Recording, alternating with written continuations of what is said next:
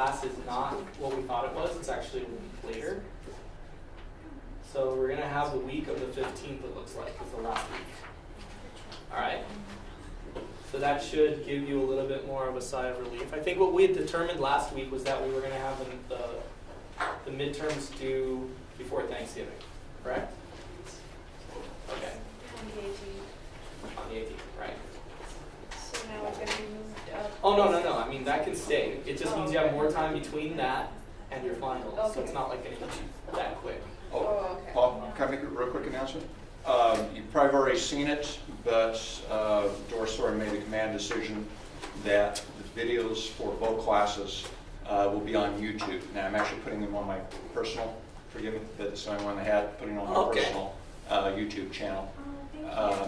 So they'll be up there. Originally, we had done it just for people who either started class late or maybe missed a class due to illness. Or Oh, you're talking about the video recordings? I'm talking about what we're looking at right now. So there'll be about a week delay because I have to upload them from campus. I can't do it from home because my internet connection isn't quite fast enough.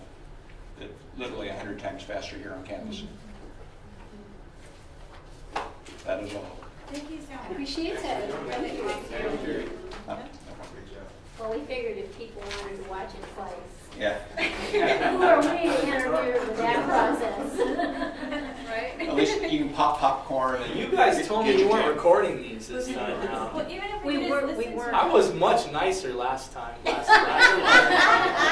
I was all right, If we can listen to them while we're Censored. driving, right? What's Oh, that? yeah. Say it. I'm going to listen to my drive. Oh no. Yeah, you can. Something I'm that not happens, I'm responsible for blaming any you. accidents. I mean, like, this is Dr. Yeah, Hunter's fault. just rip the audio from the video, download it, and rip the audio from the video and put it on MP3 player or whatever. That you need to do. Sounded Yeah. really And difficult. send it Yeah, to Okay. anything's My easy if son's- you know how. No, my son's really Okay, tech savvy, and he. Okay. that is all. All right, pretty cool. Get the lights. Let's go into this. Today's class was mostly supposed to be a catch-up, but I figured this chapter was pretty short. So let's kill this chapter, get back on track schedule-wise. Sorry again, I was sick that 1 week. So then what we'll do is we'll go through this, and then we'll use the remainder of class for whatever type of catch-up you guys feel you need. Sound good?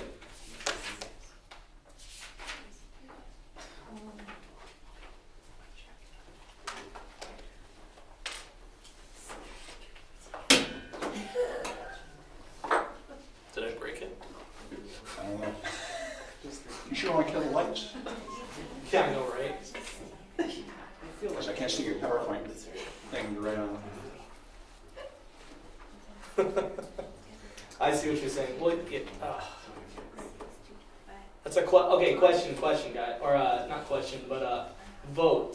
Do you guys want the lights on or off? Maybe on. Partially on. Partially on? Yeah. Either or. Oh, we can't do partial. Oh. They don't I don't get it. I mean, It's better. sure. Because I've received criticism that you can't see these things. I think it had to do with the designer of the slides. I think it had to do with the person giving me the criticism. I think his name is Gary. If you can't see something, then I guess we'll turn off the lights without turning it back on. Do you mind doing that? No, not at all. All right. Just the least you can do for the criticism, right? Second? I said it's the least you can do for the criticism. There you go. All right. So last class we talked about various treatment designs. Today what we're going to do is we're going to go a little further into that, taking some of what we learned about baseline logic and steady state and graphing again. For Dora, this is probably going to put her to sleep. No. I'm sure you've done tons of this already. But we're going to be exploring two primary types of data collection, and the reason for these is going to be made manifest. It's not just because we like to graph things differently because we're artistic. There's a personal reason, professional reason, to show this information in a graphical format to show and prove points. So, all right, without further ado, first one we're going to talk about is reversal design. Now this design basically entails repeated measures of behavior on a given setting that requires at least 3 phases. Okay, got the initial baseline phase in which the independent variable is absent. Okay, so you just got baseline. You've got an intervention phase during which the independent variable is introduced and remains in contact with the behavior. Those of you who have your text, I would encourage you to go through that. I'm going to try and pull up some examples via the internets. That's not always the best approach. I would have drawn all these for you, but yeah. Not too much. Nevertheless, these are various designs you're going to see in the research. And in some of your practices, you may choose to use these to establish a point if you have administrators or parents who just don't seem to agree with why you're selecting a certain intervention, and you need to prove to them the efficacy and the rationale behind it. So you've got your initial baseline, which is basically the behavior, all right? Dr. Henner, how often do you use the reversal design? Well, we'll get to that. We'll get to that. We'll get to that for sure. I mean, because there are times where it's inappropriate, and there are times where it's more than appropriate, or it's necessitated because you're encountering a lot of opposition. So within the field, I was just saying in general, is it something you really rely on heavily, or? Well, I've had to use it more in school systems because you're dealing with a lot more professionals. Okay. Professionals come with professional Yeah. opinions. Yeah. Parents oftentimes don't have that, although you do encounter that every once in a while, and you have to kind of show that. Generally speaking, depending on the socioeconomic status of the parents that you're working with, if you're in Beverly Hills versus, middle of the valley, you may not get the same Yeah. level. A professor parent versus blue-collar parent, they're not going to have the same questions. One's just going to want help. One's going to want you to prove why I need to do this, why I have to change my busy lifestyle to fit these needs. I don't see the point. And then there's the point. Thank you. All right, yeah, no problem. So then you've got the intervention phase in which you contact the dependent variable, which is the behavior, that's in the baseline, with the independent variable, which is the treatment. Okay? And then you reverse it back. An example of what this looks like is, and there's various examples in your text. Let's do maybe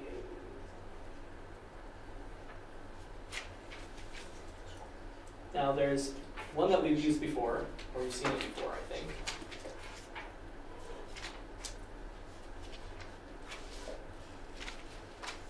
I don't know, how big is that showing up? That's good. Can you guys see that? Thank you. I think we had it in a previous PowerPoint where we were looking at praise, remember? Actually, I know this is for a fact because I remember that plateau step near there at the end. Okay, so what you have here is you have the baseline, which is whatever behavior they're targeting, which is disruptions. You generally like that to be a little more defined, but you don't need the operational definition to be in your graph if it's in your text. You can just call it that for the purpose of brevity on the graph. So you've got the graph there, you've got the baseline right there, and it doesn't look like it's showing any signs of stopping, right? It's just steady right there. Actually, this is going to be kind of cool. I think I can write through this because it's on the board. So remember, you want to intervene in one of two situations when you're trying to decrease a behavior that you want to decrease, which is disruptions. I don't like disruptions. I don't think you guys do either, right? You want to have an effective class. So if it was going up, or if the trend is in the middle.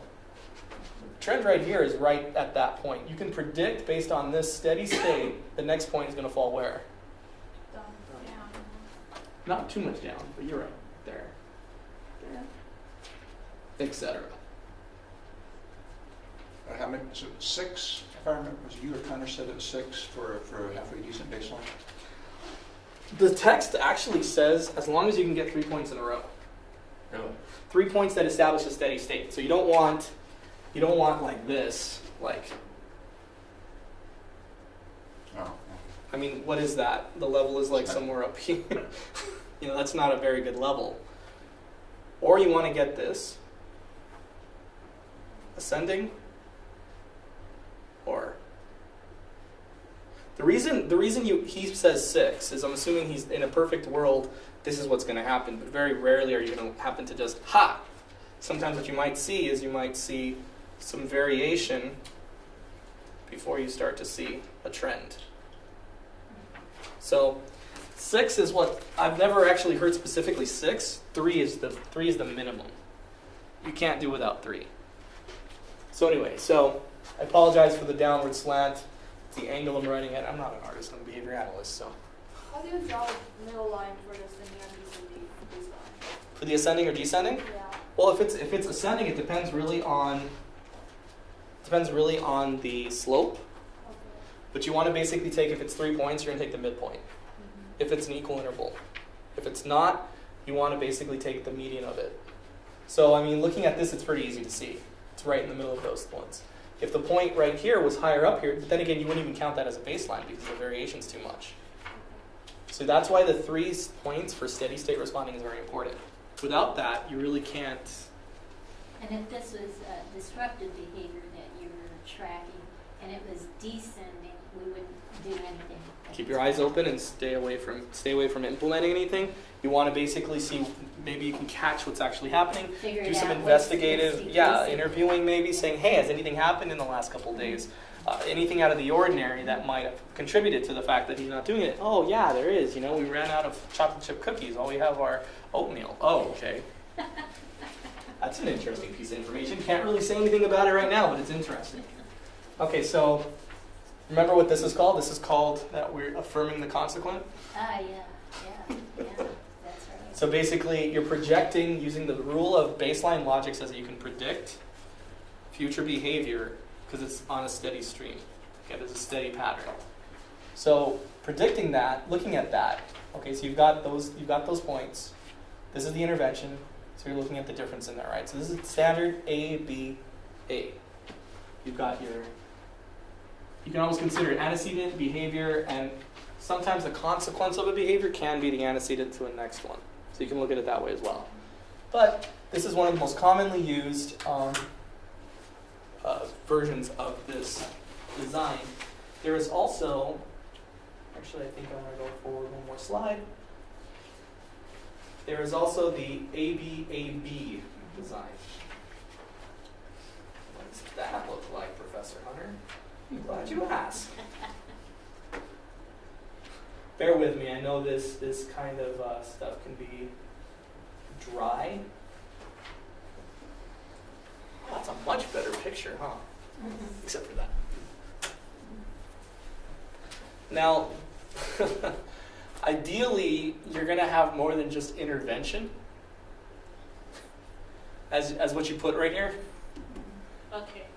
You know, I mean, you can, but if this is referencing one intervention in a study and it's the only intervention being labeled, fine. Okay, so you've got your baseline.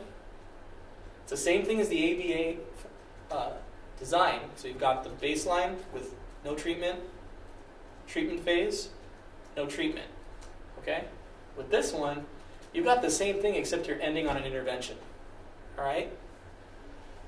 Now this one is stronger than the ABA condition. Do any of you want to take a guess as to why that is? Same word, yeah. It's stronger at pointing out the relationship between the two variables. Remember, the whole point to these kind of reversal designs is we want to show beyond a shadow of a doubt that our intervention is the reason this behavior is affected this way, whether it's increasing, decreasing, or whatever. You're seeing duplication. Yeah, I was going to say, you're replicating the experiment. Yeah, basically. Huh? As soon as the intervention is implemented, it drops. You notice a change in the level, change in the trend sometimes? Yeah. Frequency. Yeah. Well, I mean, the frequency is going to stay. I mean, I guess you could say that. Yeah. When I mean level and trend, it's basically frequency according to there. Yeah. Sometimes it's very clear, right? Other times not so much. I mean, yeah, it's an overall level decrease because the level of the data up in there, it's around here, and the baseline here, it's probably around here. I'm guesstimating. I don't know. I'm not going to really count this out, but around here, probably intersecting with that. This one right here, you're probably going to get it. Just a guess would be right there. Sorry, I didn't mean that. I could have there. This one, you're probably seeing a much starker decrease. So it's probably going to look again right around here. But the cool thing is the overall endpoint is lower. And what's interesting is you can show that in each phase, it's different, right? So this one's stronger because there's more replications of it. It doesn't end just on a no intervention condition. Basically what you want to show is you want to show this is what it's like when I mess with the behavior by doing this. Whether it's implementing a token economy, whether it's saying, I'm going to use extinction and differential reinforcement, so I'm changing the behavior. So I'm not good, let's say that this is out of seat behavior, so I'm going to differentially reinforce incompatible behavior, which is staying in your seat. Or feet on the floor, staying in your seat. So every time he's doing that, let's say the intervention is praise. Every time he's doing that, I happen to catch him being good. You've heard that phrase? Oh, good job, sitting in your chair so nicely. I'm proud of you, I appreciate that.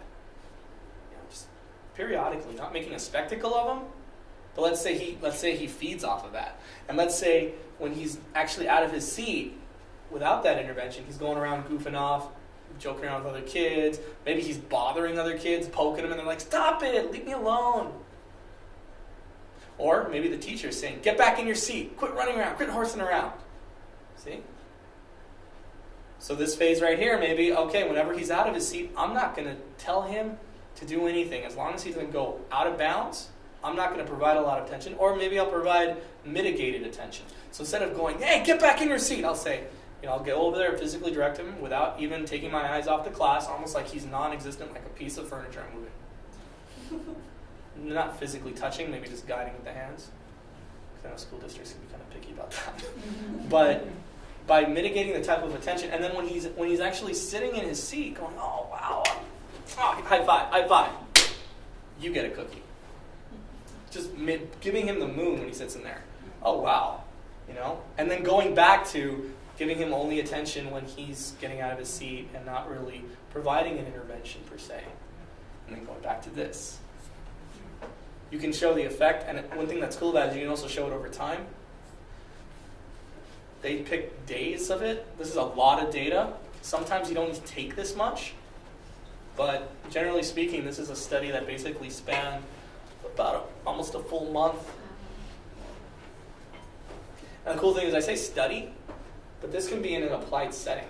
So it doesn't necessarily mean that you are like in an experiment in a clinical sense. That's the cool thing about this. This looks like just an experiment, but in actuality, this is something you can see in a classroom in any occasional school out there. I have a question. Just doing this, I'm not sure how to ask. Consistency is very important. Mm-hmm. When the example that you were explaining is you're not consistent in whether you praise them or not whenever he's sitting or standing. Mm-hmm. So how does that consistency factor play into this kind of reversal? Well, I mean, you're talking about the other exam, the ABA one, right, where Yeah. everything was going back up. I was speculating why it was going back up, because if you look at I don't know, actually, I don't think you were here for that one, Dora. We went over that, but looking at the data from that ABA one.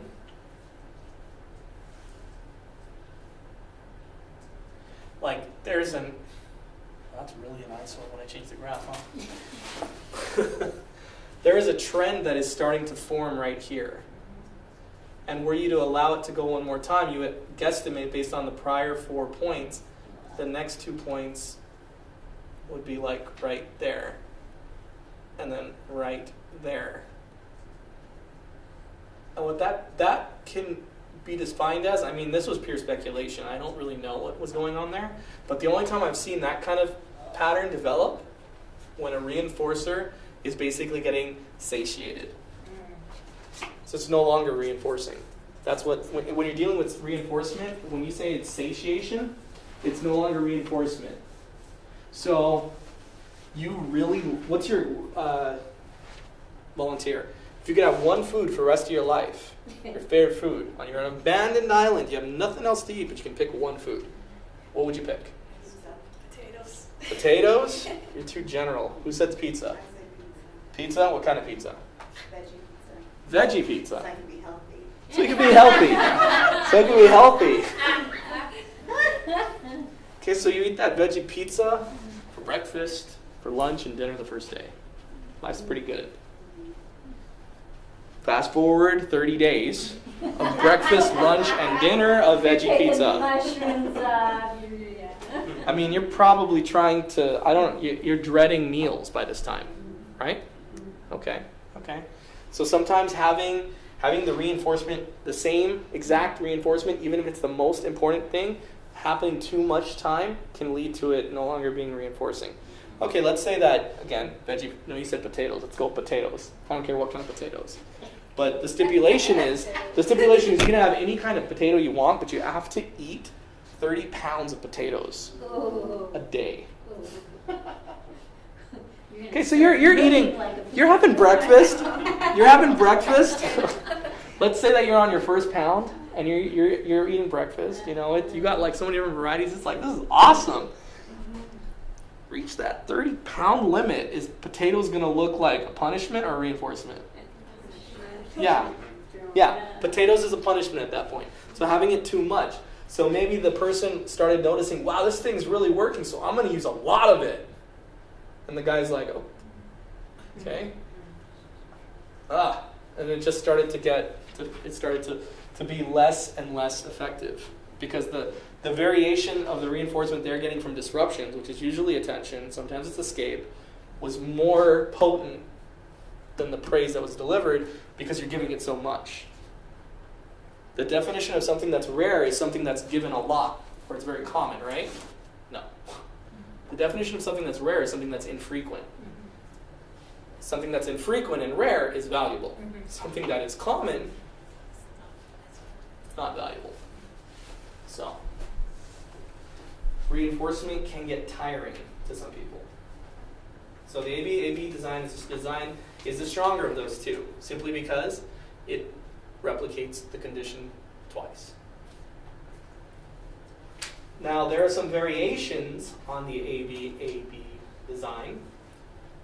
There is the AB design, which I don't think I really need to show a graph to you guys about that. I think the AB design and add an extra AB at the end. And obviously that demonstrates a stronger relationship, right? Because you're replicating it not once, not twice, but thrice. Okay. Now there's also the BAB design, okay? Now this one is weaker than the ABA design because it doesn't show the relation as strong without intervention, but it's preferable in applied settings due to ending on a treatment phase. So why does it, so now that we've read Cooper, that's literally taken from Cooper. So even if you haven't cracked open your book, you have read Cooper because you have read the slide. Why would you say that a BAB design is weaker than an ABA design? Because you don't have a baseline to compare it to. Okay, why is that important? You want to know how effective the treatment is. Okay. Like for example, with medications, it might be placebo. So you're showing like what it's like under the effective treatment, and then you're going back to something else. Without that treatment, it doesn't show you what it was like before you initially implemented it, and that's exactly right. It might have been. Yeah, you're kind of working in a vacuum. I mean, if you had at least a baseline and you could just sit back and watch, you might see some antecedents Right. taking place. Right. The reason this one's preferable to, you might wonder to yourself, well, wait, it says it's useful in applied setting. Applied setting is not the clinical. Applied setting is the one that we work in for the most part. It's the schools, the homes, communities. It's the real world. It's valuable to use this design because this design allows you to end on a treatment phase instead of ending on a no treatment phase when the behavior is just flaring all over the place. Some of you may be wondering, well, what about the ABAB design? I mean, that ends on a treatment phase too. Well, the BAB design is preferable to an ABAB design simply because of the amount of reversals that take place. You only have one reversal with the BAB design. With the ABAB, you have two. And that's important. Oh, well, actually, got some more graphs to go through. I'll explain why. I saw the puzzled look on your face, Jerry. We'll explain why the amount of reversals is important, or rather minimizing them, or minimizing can be. Are you minimizing regression? Is that what you're... Consistency. Well, I mean, we'll show. I'll show Okay. you. All right. So let's see if I can find a multiple treatment reversal design, because those are cool. I know the text has some, but Cooper isn't online like that. At least not in a non-plagiarism format.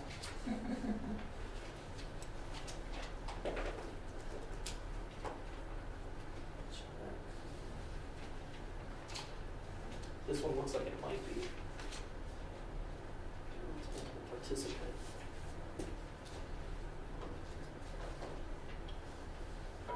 I hate this. I can't tell what the I can't tell what it's going to look like when I actually do it.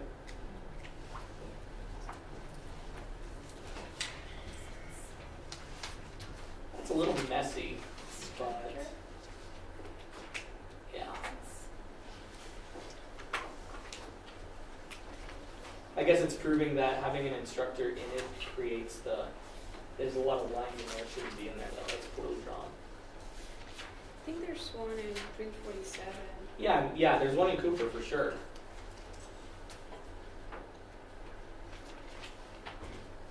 I just wanted to see if I could get myself to put on a big shiny screen. Yeah. We might have to use the one that's right in Cooper.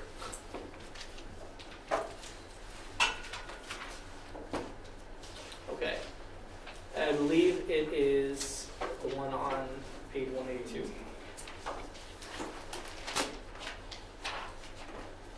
Okay. So the one on page 182 has a baseline phase, just like a multiple treatment. You guys all have Cooper or access to the graph? Yeah. Okay, cool. Page 182. All right. So you've got the baseline, and you have a variety of different interventions. Okay, you've got music, you've got video games. Okay, well, there's two.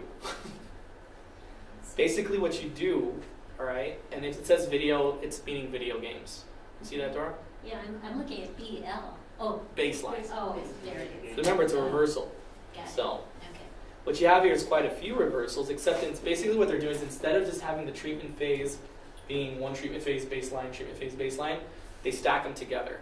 So like what you're doing is you're basically taking an AB type format, but your B format, you're splitting it in half, or 3 or 4, depending on how many different treatments you're taking to look at. This is the reason some people use this format is because you can measure a bunch of different treatments at once. So it is very time efficient.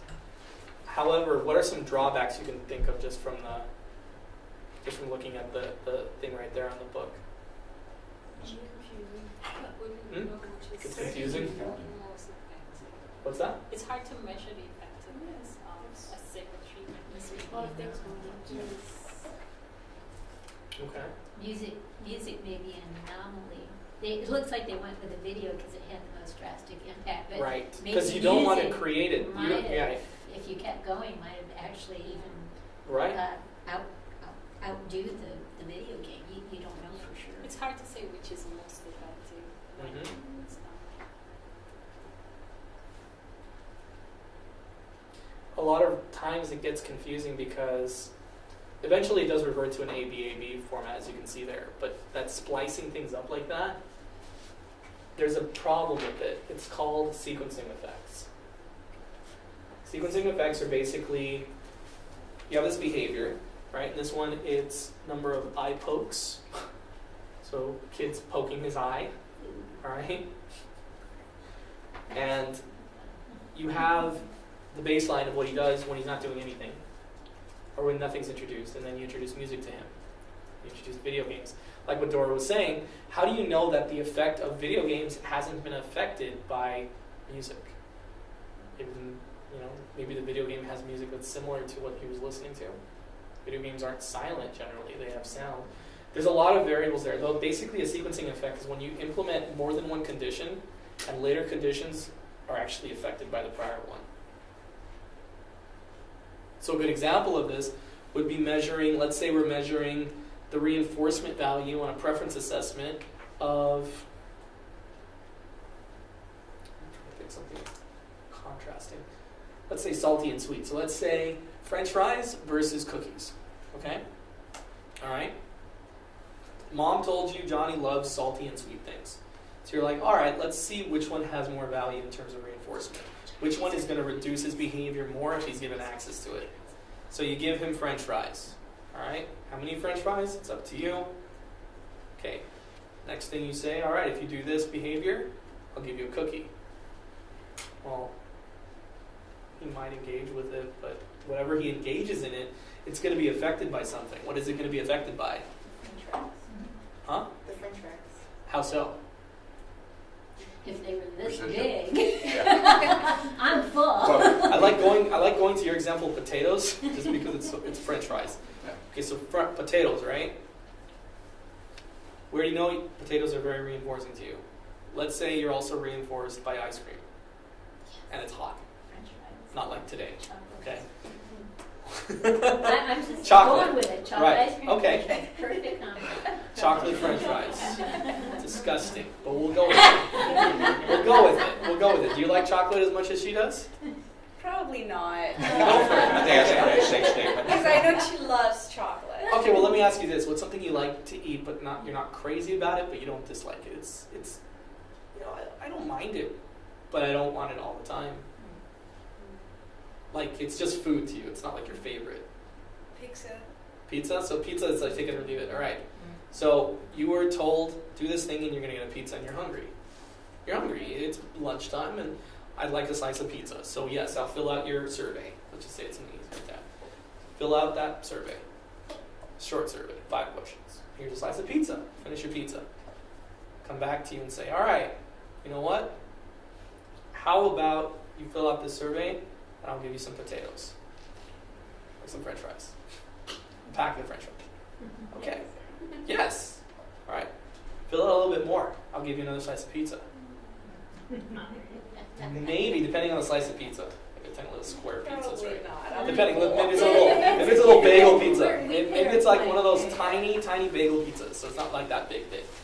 By the time you get to the potatoes on the 4th time, no matter how much you like it, it's not going to be as reinforcing. It's not going to be as reinforcing because you're full.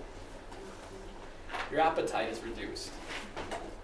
There are very few foods that we can find ourselves eating when we're full. And even then, we can't eat it to the same effect as we would be able to eat it if we were hungry. So food is a common one when people are using food as a reinforcer. Another thing that's common is excitement. You know, let's say we're dealing with, you get to go on this exciting roller coaster to do something. That adrenaline rush is fun in the beginning, but very few people want to go on it at the end. They get dull. That effect is amplified even more if you introduce different types of roller coasters, but you have them all the same. Honestly, it's not going to be as rewarding to me. I'm not going to care as much. Especially if you have 30 pounds of potatoes. Potatoes. You've got 30 pounds of potatoes and a Yeah. whole vegetarian pizza. That's just, yeah, you don't know what you're feeling at that point. So when you're, I know. so you need to. So one of the problems with this design, and even though it's really time efficient, I mean, you can in this design, you can cut your time in half. In this particular graph, they're cutting it in half because these are school days. So instead of taking 60 school days to find this conclusion, they came out with it in 30. That, in their mind, video games were more effective than music in reducing eye pokes. Question. You know, the thing that just struck me just now is, what if they pick the wrong music? I mean, some people will Or the wrong respond to video games. jazz, or the wrong video There's genres of game, video games, or- yeah. Yeah, exactly. Maybe they picked a fighter when the kid likes to do a racing. Maybe exactly. So there's so many variables. there are. I mean, you might be able to know kind of like, okay, this is his favorite song, this is his favorite video game. But even then, putting them together like that, it's called sequencing effects. So you want to be careful of sequencing effects whenever you're measuring something. It may give you false data. And the way to test for it would be it's time consuming, but to tease those variables apart and run a separate study. And if you find that they have differing results, then you can say that, yeah, sequencing effects led to this conclusion. Something else that might strike you out of the ordinary, why do you think video games were effective at reducing eye poking? Hands are Because you have to busy. watch. Yeah. And that is known as a what behavior in relation Oh, to and target you have to code? watch and you have to do Replacement, Yes, yes, but yes. what kind specifically? What type of behavior is it? Smart. I would say so, but it. Can you be It's more a, specific? I think you know, Dora. Come on. a counter. Does it start with a C? Starts with an I. Has a C in it, but it starts with an I. I was thinking of something else. Well, it might be a synonym. Yeah, kind of a That's a big question, I know. I'm blanking. It's differential reinforcement. It's Oh. one of the 3 types. Okay, DROs? You're Not doing O. DROs? Not O, that's other. Okay, Differential reinforcement of other, we'll get to that. okay. This is not inter, close. Intra? Colder. Okay, we get it. Incompatible. It's incompatible because unless you have a third hand we don't know about while you're playing video games, you're not going to be poking your eye or anybody else's eyes. You can't do both. There's no such thing as a one-handed video game. I've seen one-handed video game players, but that's because they have an amputation or something. If a person is ambulatory and they're playing with 2 video games, all right, playing video games with 2 hands, they're not going to go like this. Because you need your thumbs to play on the thing, and they're not going to be using these hands because they'll be dropping the video game by pushing pressure on the thumb. So you can't do both. It's a lot like the getting out of your seat behavior. Sitting down is incompatible with that. Because you can't. I mean, I guess you could try, but I guarantee you whatever he was doing, it's not going to be as fun to do it like this and to do it like this, running around. Right? So keeping his seat in his seat is incompatible with him getting out of his seat. All right? There's also the non-contingent reinforcement reversal technique. So it's a design that basically shows that the effect of how the behavior is being affected by the intervention is reliant on the contingent reinforcement provided, not just coming into contact with it. So specifically because I asked for the cookie, that's why I'm asking. Because when I asked for the cookie, I got the cookie contingent on the asking. An example of that is on page 183. All right. So non-contingent reinforcement in this would be periodically just doling out cookies at fixed time intervals. The kid doesn't know, you do, right? And then seeing again, now regardless of whether he asks or not, he gets a cookie at that timed interval. And then going back to the contingent reinforcement, you can see how in the beginning, all right, so you have the baseline, then you always want to do the non-contingent first because you want to avoid the sequencing effect. So you want to try non-contingent. So he's getting cookies, like let's say, intermittently, all right? I think in this particular example, it's cooperative play. So he's getting that without asking, all right? Later on, he's being asked to engage into it. I wish they told us what the reinforcement was, but whatever it is, it's something that specifically is designed, I think in the study they said it was social reinforcement. So cooperative play. So without it and just getting social praise, he was engaging in it. Sorry, it's in the textbook. Yeah, no, I was thinking to something else. Oh, okay. And it just rang a bell for me. Okay. Oh, it's a good one. Yes. So the kiddo's playing, all right, and then he starts getting social praise from his teacher. But it isn't when he's playing. It's when he's playing, when he's getting up, when he's going to the bathroom, whatever. At fixed time intervals, the teacher is saying, hey, I like your style. I like your moves. Whatever it is. Just not good job, because that's so redundant and so plain Jane. So she's mixing it up, right? So we notice there's a spike in his cooperative play for a little bit until he probably realizes that it doesn't matter what he does at that point. Then his cooperative play starts to be, the social praise is contingent on the cooperative play. Look at the spike. You can almost see his learning taking place. You've got that first spike, and then he's testing it. You got that second spike, and it's like he's testing it. And then it stops with him like at basically 40% of the session he was engaged in cooperative play.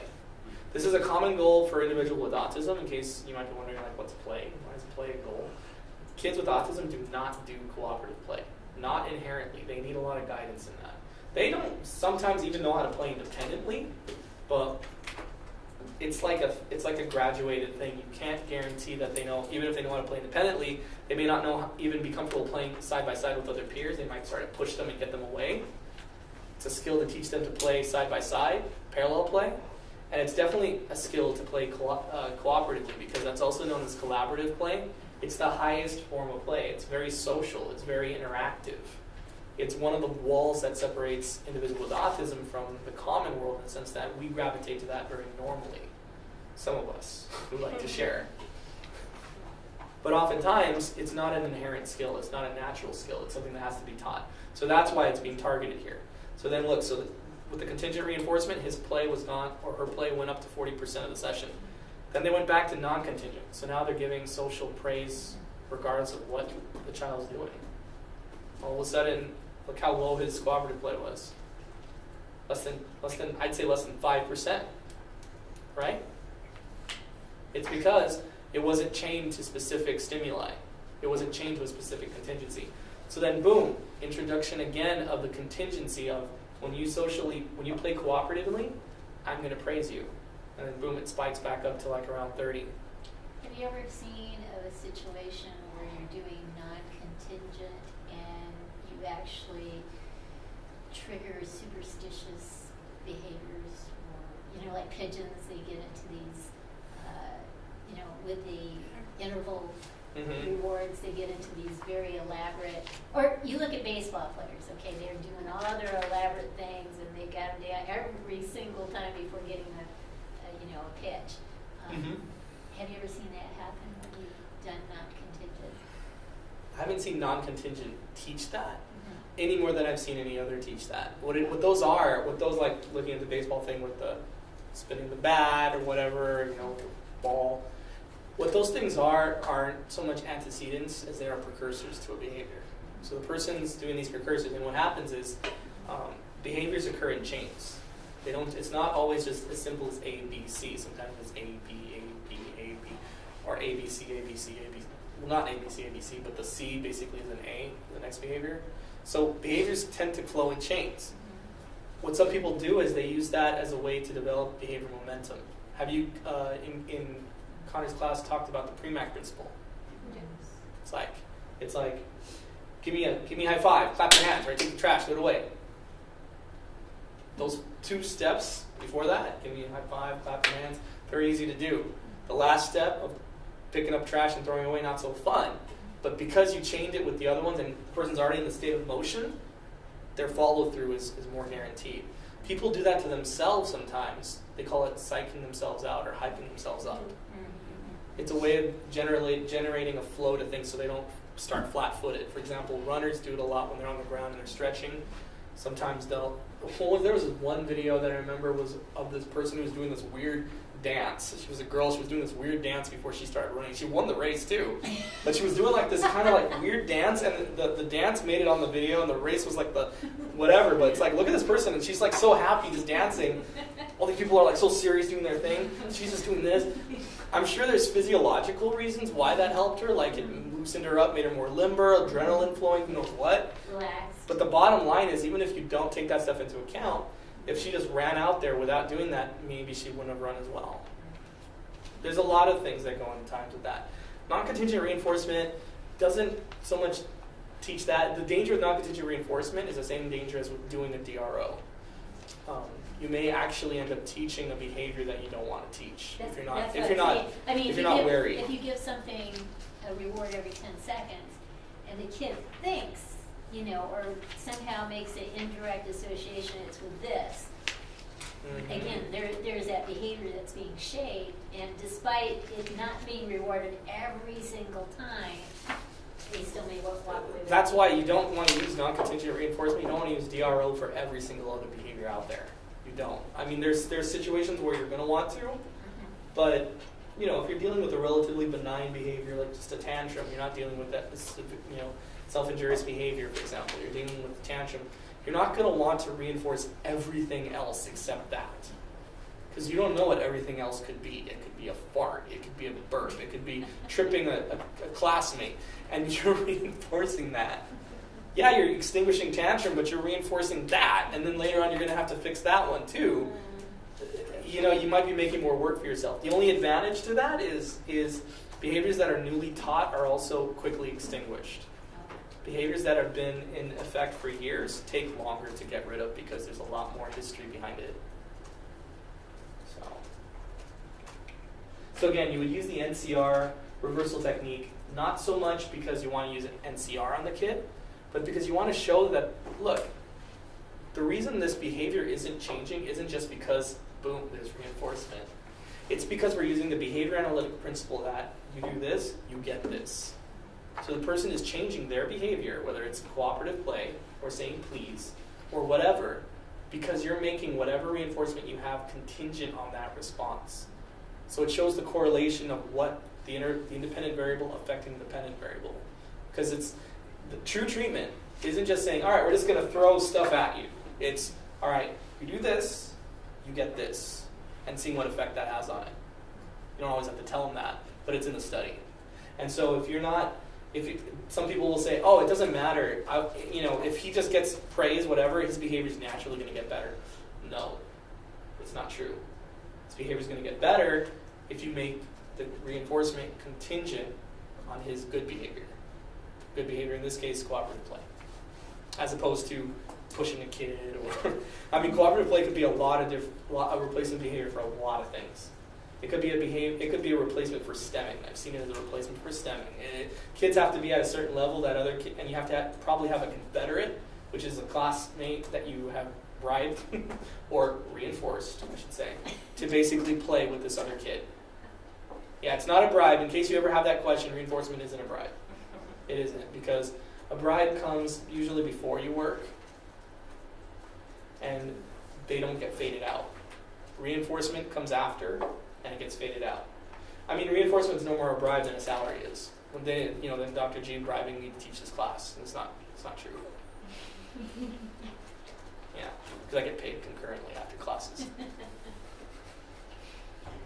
Now the DRO reversal technique, all right? So you're dealing with an AB type format again. Now DRO is basically the control condition consists of delivering the event suspected of functioning as reinforcement following the emission of any other behavior in that target. So basically you've got your baseline, right? You got your treatment phase. In your treatment phase, you're doing exactly what you said, Nora. You're reinforcing any other behavior except that target behavior. And you're seeing its effect on that target behavior. An alternate to that, and one that I think is more safe, and doesn't have the same kind of, it requires a little bit more planning, is doing a DRI or DRA. That's differential reinforcement of incompatible or alternate behavior. Did you guys cover the DRs and Connors yet? Oh my gosh, I'm going under the assumption you guys know this already. I read the DRO in that midterm article. Cheater. Okay, so, There's no DU either, right? no, there's no DUI. Oh. We're going to get more into this. Oh. Don't worry, this isn't the last time you're going to hear about DRs, okay? The next class teaches that a lot more in depth too, and there's a couple others as well. But for the purposes of this one, just know that differential reinforcement is when you're choosing to reinforce something other than something else. So say you have a target behavior, okay? You're going to differentially reinforce another behavior instead. If it's other behavior, then you are going to differentially reinforce anything but that target behavior. So target behavior is hand flapping. When he stops hand flapping and just sits there, you reinforce that. Whatever you're doing to reinforce it, whether it's social praise, giving high fives, giving tickles, letting him play with the iPad, whatever it is, you're reinforcing that time. Okay? If he's engaging in picking boogers instead of hand flapping, you reinforce that. See the problem there? It has risks. It also has advantages too, though. So as soon as the target behavior engages, you basically stop reinforcement. Is another way of doing it. You can sustain it until the target behavior shows it, and then it stops. And when he stops doing the target behavior, you do a count. So he's engaging that for a certain amount of time. Then you start reinforcing them again. And I saw this. This isn't exactly the same thing, but I guess it is kind of. Okay, so I had a client who he had much worse scars than I do. A lot of these are client-inflicted. That's scary.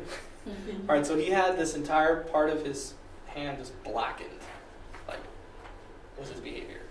So he'd be doing whatever. To the point where, wow, see, that just made that red. Imagine doing that for years and years and years, several times an hour, regardless of what's going on. Okay, so my program manager turned to me for help because she wasn't having any success in reducing this behavior, so I looked at him doing it. And he was explosive 13-year-old, nonverbal, so I mean, it's not like there was a lot of things we could do with it. Then I started noticing that he really liked to play chase with his brother. So he would ask his brother, chase please, and then they would go running around. Like, all right, that's cool. But it's funny because even when he was running, he would be running, and his brother would be chasing him, and he'd be like, you know, biting on it. It's funny too because he wouldn't like gnaw on it. It wasn't like, it was just like, it was so quick. Like you couldn't even really get in there to stop it. It's like a second. I gotta stop doing that.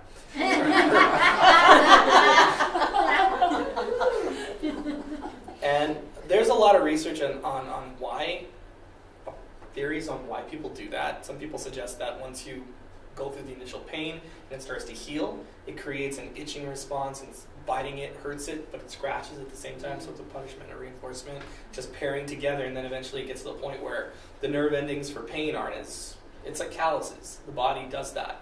Repeated trauma to any part of your body is going to make it bigger, whether it's a bone or it's skin, it's going to get thicker, it's going to get sturdier. So anyway, so a side note. So he was doing that, but you know, and so I thought, here, let's try something out. I pulled the brother aside, all right, okay, you're going to chase him around, he's going to ask you to chase him, and you're just going to start chasing him around the trees. As soon as he bites himself, you stop in your tracks, you count to 5 1,000, so 1 1,000, 2 1,000, okay? And then you ask him, what do you want? And he's going to say, chase please. And then you chase him. So you're going to do that every single time. After half an hour, he had stopped biting himself while playing chase. Completely, it was gone. We later on found out that we could do the same thing with iPads. And then later on, the same thing with other toys. We went from the things that were most preferential on down. And by that time, the behavior wasn't occurring nearly as often as it was. The behaviors that are happening all the time, you know, it's like trying to stop a propeller that's moving really, really fast. You want to just reach in your hand there and grab it. It's going to chop your hand off. But if it's going slow enough, you can start to slow it down even further. So our ability to directly affect that behavior was contingent on us differentially reinforcing any other behavior except for that target one. But you could also conceptualize that as a DRA. That's alternate behavior. The difference between an O, and geez, I was asking you guys about incompatible behavior. I apologize for that now I think about it. I thought you guys knew about that because of you. Because you brought up DRO, so I'm like, oh, of course Connor's talked about differential reinforcement. You guys are looking at me like, what are you asking for? It's in the midterm article. Like, what are you guys asking for? It starts with an I and it has a C in it? I don't get it. Okay, so, man, that's terrible. So you said the difference between the two? Okay, the difference between an alternate and an other behavior. Other is just anything but the target behavior. Anything but the target behavior. An alternate is a behavior that you have picked specifically, okay, because you have found it to be a functionally equivalent replacement behavior. Not just a replacement behavior, but a functionally equivalent. Have you guys talked about the functions in Connor's class? I think, did we talk in yours? Well, I mentioned it briefly. Yeah, I mentioned it briefly, but not nearly. I didn't really go into it. Escape, access, sensory stimulus. Automatic, yeah. Okay. All right, so those 4 functions satisfy why the behavior happens. I tantrum for the cookie because I want access to the cookie. I tantrum when you tell me to do my homework because I don't want to do my homework. I want to get going. I'd rather go to timeout than do your homework. I start doing this for literally God knows why. I could be bored. I could be, you know, just having the jitters and I'm like restless. There could be any number of things. Honestly, boredom is surprisingly common when it comes to that. If you think about it, if you really want to get an idea of what it's like to be, I think, an individual with autism to some degree, not completely, but to some degree, imagine yourself in a white room like this, a lot smaller, like a doctor's office, okay? You've got your chair. Maybe there's a table in front of you, but if there is, there aren't any magazines on it. You don't have your phone. You don't have an iPad. There's nobody in there with you. You have literally nothing there. What are some of the behaviors you're going to start to exhibit after 5 minutes, 10 minutes, an hour? Sleep is one. Yeah, that's my first Sleep is one. What if you're not tired? Talking to yourself. What if you just woke up from a nap before you got to that horrible place? You're not tired at all. Knock it on the table. Get out of there.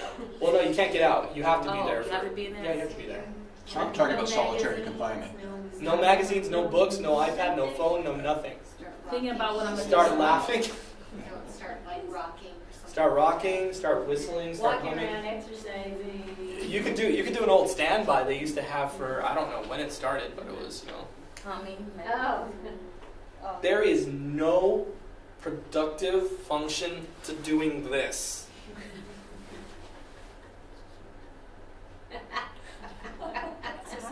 I know it's kind of interesting to watch. I almost think so too, right? To have a study where people are just in there and it's like you stay in here for an hour without doing anything. People would start taking off their shoelaces and playing with strings. People would do a number of things. They might start doing this. What's the most frequent thing? Like, What that people do in that situation? It's a good study. I don't know. It's a good idea for a study. It sounds like you're talking about solitary confinement. Essentially, but it's not. You don't have to be unethical and jam them in there as a consequence. So much No, as no, it's no. like, But I mean, all I need you to do is stay in a here. functional person being Yeah. thrown into solitary confinement in a prison. You know, make them sign a waiver. Make them sign a waiver. You might see people start to bang on the walls. You might see people start to do all sorts of weird behaviors. Behaviors that, did you not know the the demographic of the person? You might think there might be something special about that person. Maybe not autistic, but just what's going on with that person. And then there's the fidgets that are normal, like if the person happened to have a pen and they're clicking their pen or twirling their pen, Or tapping. twirling the pen. Right? There's a thing I used to do where I could twirl the pen from one finger to the top, and I can't do it now. But I do that all the time. That's But not- yeah, that's not going yeah, it looks really cool, but what's the function of it? There isn't any. It passes time.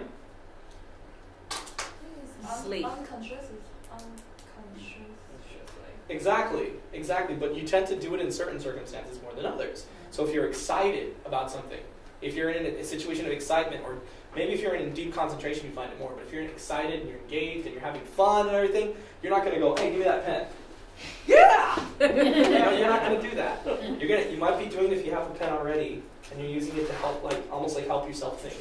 But you're inside your mind. You're not engaging with other people. Matter of fact, if you were engaging with other people, you might find that you mess up because your concentration is shifted. So I don't know if you've noticed, but individuals who STEM, individuals who have who have that kind of I'm stuff. trying to do Yeah, it. do you like the tongue sticking out too? I don't know, Dora. You didn't realize what you look like. I'm looking pretty autistic now, right? And the thing is, so why do I do this? I bring this up because a lot of people look at these kind of behaviors they have, like, why is that guy on the bus doing this? Well, maybe he doesn't have anything to talk about with you guys because you guys aren't interesting to him. Let's take another situation. You're on a bus. You're on a plane. You're on there for a significant amount of time. Let's say you don't have an iPad, a phone, or any reading material in front of you or nothing. Let's say you have nothing. I know that never happens. But all you have are the people next to you. And they are the most uninteresting looking people you've ever seen. You mean like on a plane? On a plane. Yeah. Because people don't want to talk to each other on planes. No, they don't. Generally. They don't. But you might actually find yourself trying to until you find out that person had. It's like you find yourself looking out the window a Sleep. lot. I'm going You find yourself zoning out a lot. Yeah, I'll read everything I can see. Yeah, anything you can see, right? Right. Even if it's reading your pen. But the thing is, you're limited in what you're gonna go through. And so the thing is, the reason I'm bringing that up is because with those automatic behaviors, we don't know what's going on inside the person, and boredom is a powerfully aversive state. Nobody says, "I can't wait to go home and be bored today." Kids being bored as a child is equivalent to having your fingernails pulled as an adult. It is such an aversive state. I've seen kids literally start to scream like, "Ah!" because they're so bored. Because they need that stimulation, right? They need that engagement. And if you're deprived, if your environment's deprived, then where do you get it but inside you? You daydream. You think about shows that you watched, movies you watched in the past, memories. You just go back inside your head. And honestly, that I've heard a lot of people describe individuals with autism as like being inside their own heads. Well, I've heard people also say that they do that because they have this weird thing where it's just, I don't know, they're just autistic, and it's like it's just this shell they have. Is that a more parsimonious explanation, or just simply saying maybe the dude's bored? Maybe he's bored, and he's bored not because we're uninteresting, but maybe because we're uninteresting to him because of his level. A lot of the clients I work with from ages 16 or 18 months to 25 are sometimes playing at the same level. They're sitting on the floor playing with string. Now, okay, 18-month-old maybe playing with a stick like this, poking things, bending it, gnawing on it. Okay, that's more or less developmentally, I guess it's around the range, but 25? At the same time, you could take the coolest thing in the world, the coolest, awesome. I used to have this problem with this video game. I loved it. I was 15 at the time, and I wanted to show my little cousin who was, I think, all of 3 or 4. I was like, dude, check this out, little guy. And he looked at it for all of a few seconds, and he moved on. And I couldn't understand it. This was so engaging to me, so fun, so awesome. What is wrong with you, little dude? You're going to be growing up to be a boring old guy. It's like, you know the thing is? It wasn't that the game wasn't interesting. It was that it wasn't interesting or relevant to him. A lot of individuals with disabilities in general, what is interesting and novel to us is not to them. And you don't have to go with a disability thing, you can just go developmentally. You could say, as grad students, there are things that are interesting to you that to a high school graduate maybe aren't that interesting. And vice versa. Might have been interesting at the time when you were at that level, but you're at a different level now. Maybe not a big enough jump, let's say. Let's go back to junior high. Let's go back to elementary. Some of you, it might be easy to get in the mode of playing with kids and having fun with toys and everything. Some of you might be like, wow, this feels so weird right now, so awkward. It doesn't feel awkward to the kid you're playing with. Right? Stick that kid in a gravel course like this, he's going to do anything he can to get out of it. So alternate is basically you're picking a specific alternate behavior. So let's say you're dealing with hand flapping, and you decide that instead of hand flapping, you want Johnny to engage with a person and play. And you'll know that the goal has stuck when you leave Johnny alone, which is when he typically would hand flap because people are bored mostly when they're alone. And instead of just sitting in a corner and hand flapping, he actually goes up to the therapist and he says, will you play with me? Awesome. That means he's choosing play with somebody else over this, or this, or playing with the string. Because at some level, those kind of things, hand flapping, all those kind of things, rocking, some level developmentally, that was reinforcing to all of us at one point. We were very, very little. Maybe that a little too little. I'm not used to babies standing up, but the thing is, it's at a different level. They weren't reinforcing to us now because we went through the phases. There's a lot of research that shows that play is a determinant of intellectual ability, of learning ability, of engagement socially. So if a person is unable to get past their action figures, they're not going to be at the level where they can have a conversation with an individual that's meaningful. They may be at the level where they're just going to be able to ask you for the action figures. But maybe if you start to graduate their play, you start to work with them, meeting them where they're at, playing with them where they're at, introducing things. See, the reason we're not interested in those kind of toys is because we learned over time that different things were more interesting. But did you ever wonder where that interest came from? A lot of times it comes from the environment around us. The Society. It's the same thing with a lot of clicking pens or flipping pens. No one really thinks anything about that. Even my wife, chewing the pen caps. Even that's not considered a pica or a stemming behavior, right?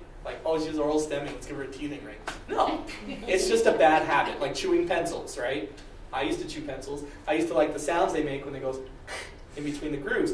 But I also know that I like to do it when the lecture was particularly boring and I was waiting for recess. I didn't choose to stay in during recess to chew on my pencils, right? So it's all in contingency of what's going on in the outward environment. Not so much about what's on in the inside, but how the outward affects the inside.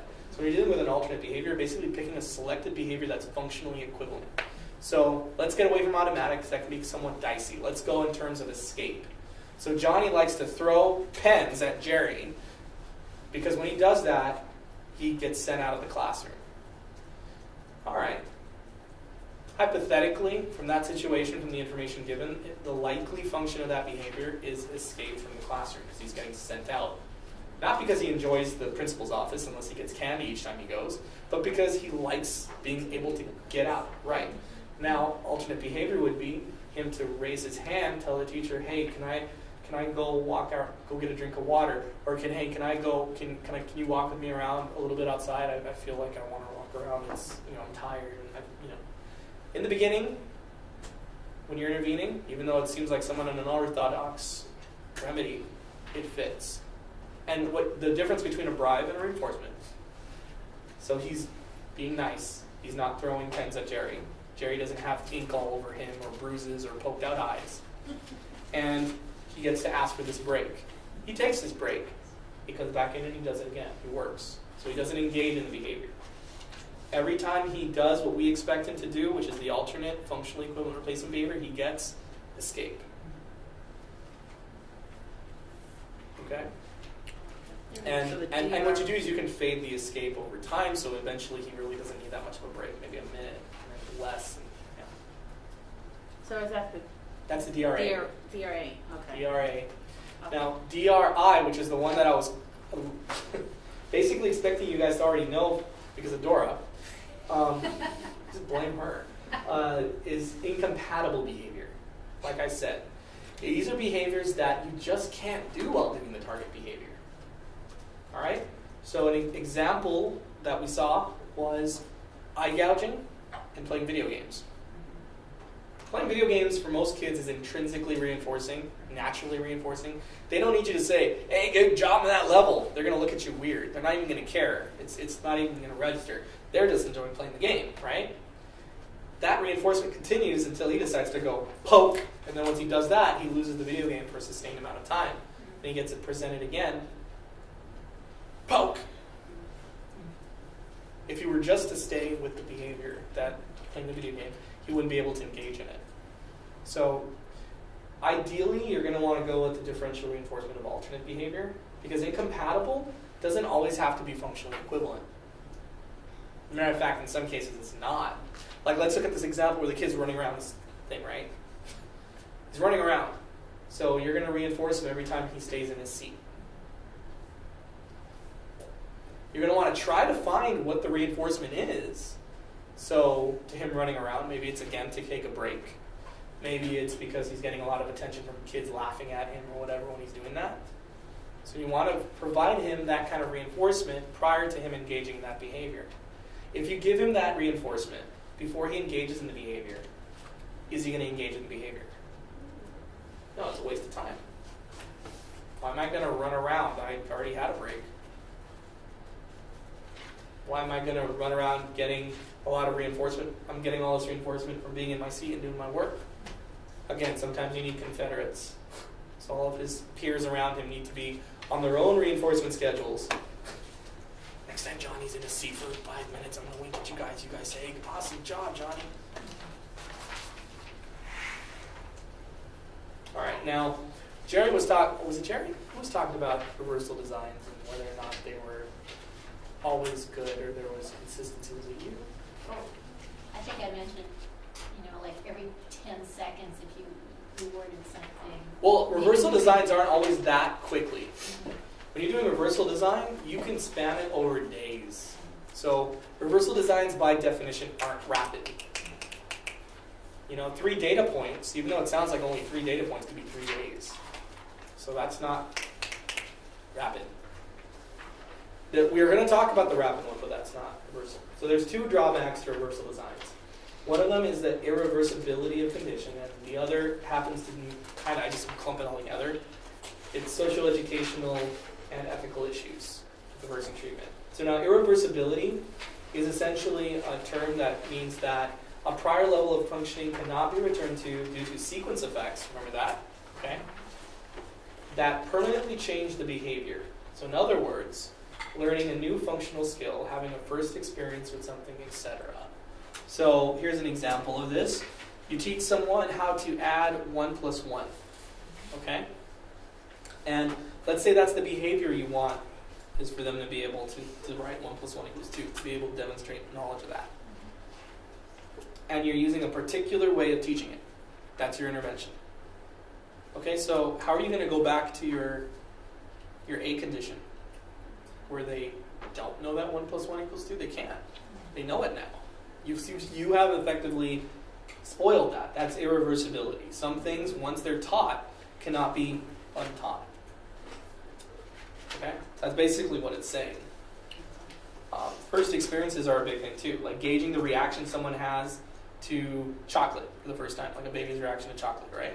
Or let's say what's that? I said a lemon. A lemon. I was going to say something similar, yeah. So you're gauging sour, their effect to sour, right? Okay, well, the first effect, wow, that's awesome. Okay, let's get them back to a state before they had lemon and knew what sour was. Can't. That lesson has been permanently learned. So sometimes you're not going to be able to use the reversibility simply because you can't go back. Sometimes with treatment, you can't do it either, and that gets more to the other concern. All right. Sometimes with social concerns, if you're implementing reversal with other people, right, and they don't agree with it, they don't think that what you're doing is right, you really can't control whether or not they choose to sabotage the results. You know? So that's definitely a concern when trying to do this. You want to make sure everybody's on the same page. Well, why would they try to sabotage it? There are a couple other issues kind of explain that. One of them is that when you do a reversal, okay, there is nothing clinically or educationally you can do during that return to baseline phase. So it's kind of a waste of time. If you're taking, remember that one example where there was like a whole span of a month? You're looking at 2 weeks, 2 solid weeks where you're not doing anything. You just lost 2 weeks. And that's just with that because each phase was a week. If the phases were longer, you lose even more time. That's not acceptable. For some people, that's just too much wasted time. Never mind the fact that whatever you taught in the first phase, you're undoing by not doing it. I mean, a lot of academicians hate summer breaks because kids lose what they learn. You could almost view that as kind of a BAB, depending on when you're looking at it.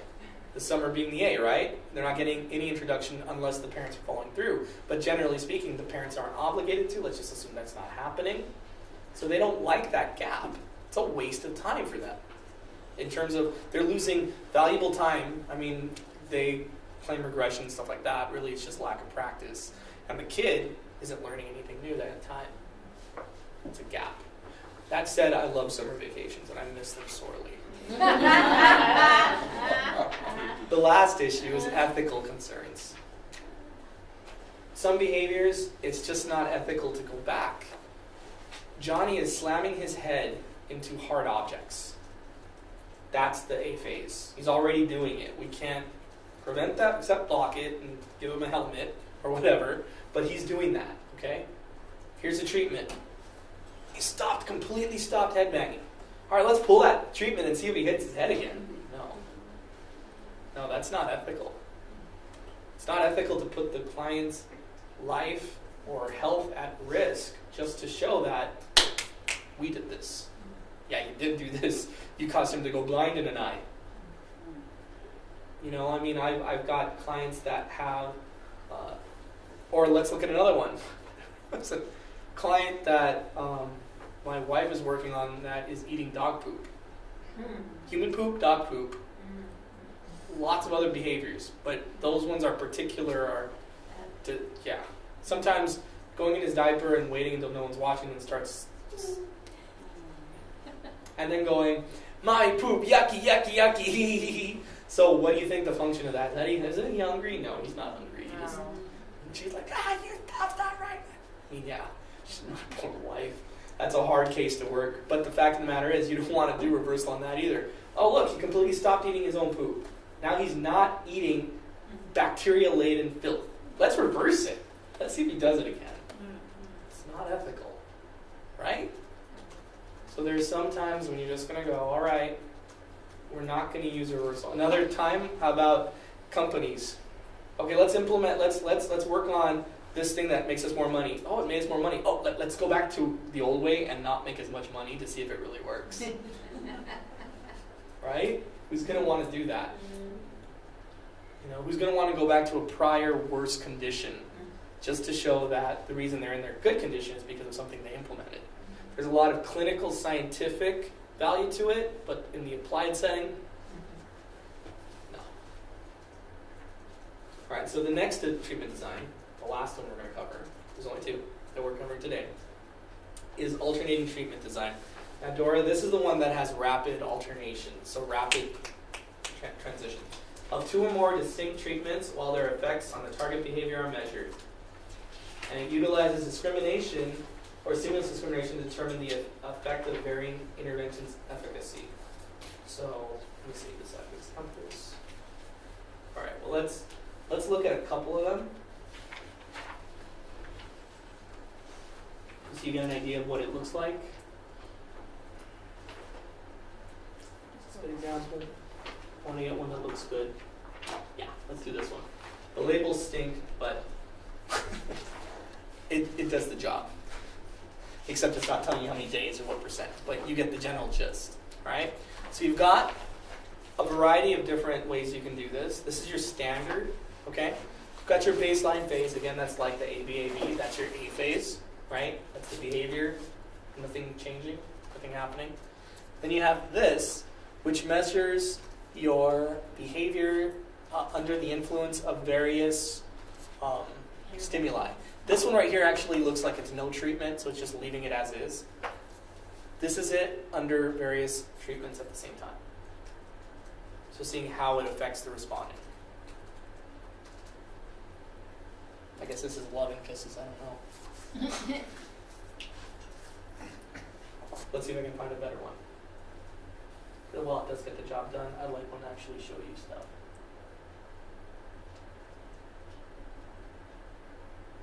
Oh, tell me it's really going to be that small. It looked good too. You can zoom in, can't you? I don't know. So that lower one was baseline. The second one might be like with the kid who was biting his hand, put a glove on his hand. And the third one that did the best was telling the brother to stop chasing him.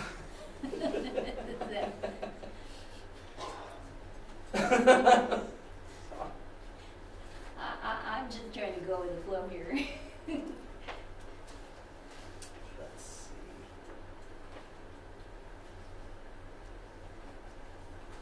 I want one that doesn't confuse you guys. Some of these, the description of it. Actually, I'm looking for one with a baseline too. That's the problem.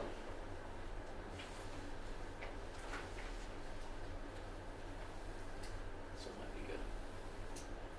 All right. So this one, you've got your baseline, okay? And it's measuring words read per minute. So that's the behavior they're focusing on. They're looking at fluency here. All right. And you've got intervention 1 and intervention 2. Those are two separate training programs, okay? And you're measuring the effect that it's having on words read per minute.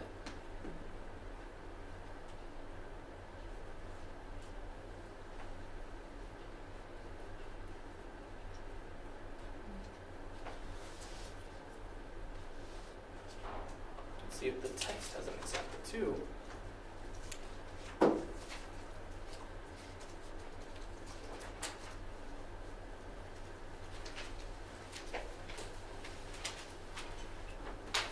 So from this graph, the reason why alternating treatments are used, okay, is it allows you to, whereas the ABAB design is designed to analyze the effect that an intervention has on a behavior specifically, this one is more interested in, because it doesn't have it's only an A-B design if you think about it, right?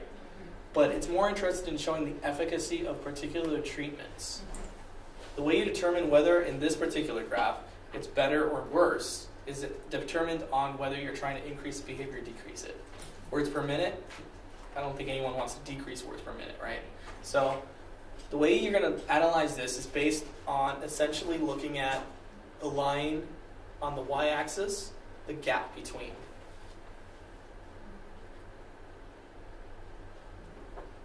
So you can see that even though technically they did start at about the same point, right? Over time, yeah, they both had improvement, but this one was very modest compared to the top.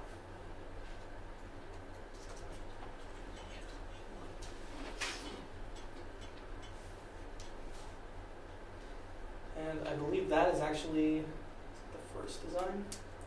Now there's some variations on that. Okay. Now an alternating treatment with a no treatment control condition is basically a single phase design that just compares the effects of treatments on a behavior. So there's only one phase to it. There's no baseline. And I think there actually was an example of that. I just didn't want to use that as the first one. I wanted to show you what they typically look like before I showed you some of the variations on it. I think this is it. Let's see if I can zoom in. Oh, maybe you're right. Thanks, Simon.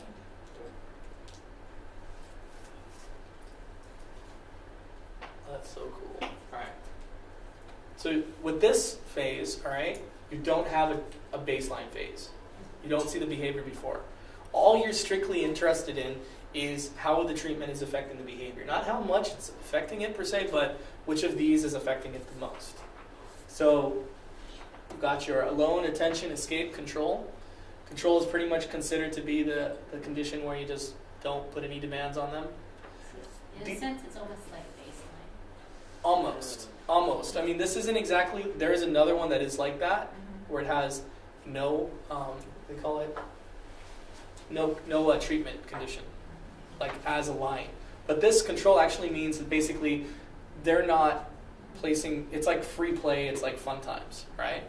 You're dealing with a number of responses, and if I'm just going to guess, I'm going to guess that the responses are not good. So they're bad behaviors. It doesn't say what behavior it is.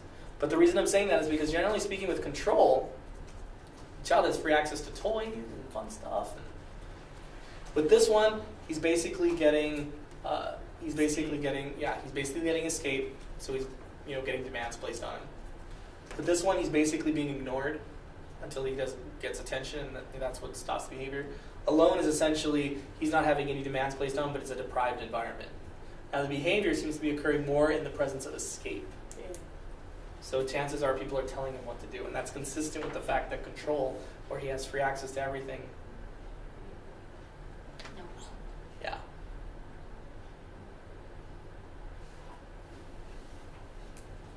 Let me see if I can find another one. Because actually now I look at that, that's part of an FA. Whoa. You mean broke my computer.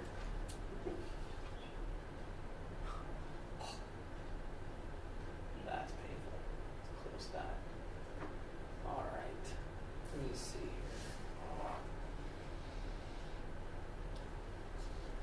Cooper has one, I'm sure, but it seems like everyone here likes to do reversals. Admittedly, it is one of the most common ones to use. But that said,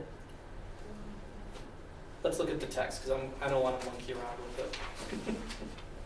All right. Find which one? What were you trying to find alternate? Yeah.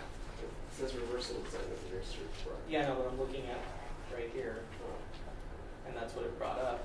But let's see. Dr. Hunter, if we wanted to see this in a practical application, could we look it up like on YouTube where we could see a video where we could see a practitioner Yeah. utilizing this format and what it looks like within like a classroom setting or a home I setting? don't know if it would have all that, but I know there are videos out there that would instruct you on how to do that. Because sometimes that connection, I'm a visual learner, helps. Right.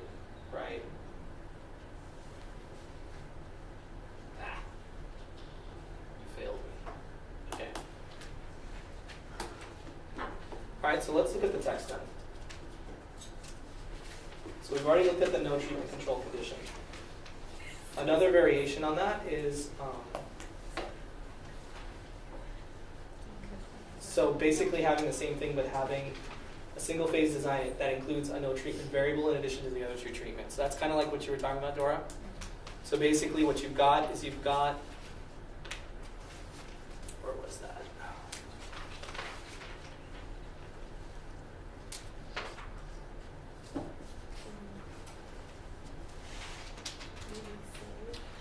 If look at page. Oh. Don't tell me that. I saw that. I saw it in here. I was looking for that. That's why I didn't look for that one specifically. Maybe on 188. Which one? 188. No, that's the. Oh, that really stinks.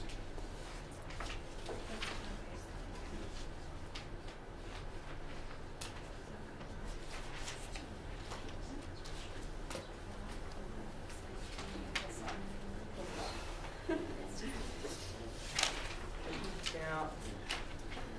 It looks like they're missing that specific one. But I could have sworn I saw it though.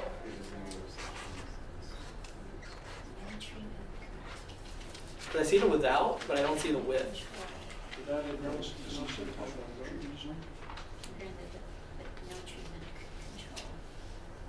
No treatment control condition. Is it the bottom one on 190? Is that what you're looking for? Or top one for that matter? No, because that's the one that.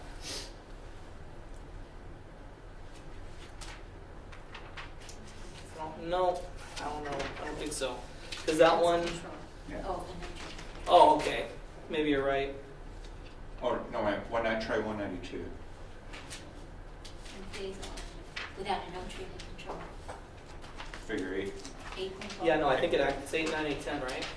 Or 8, 10, and 8, 11.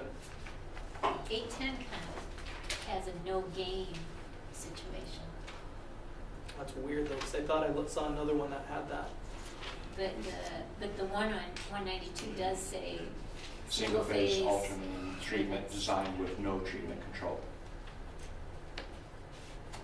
Top of the page. Mm-hmm.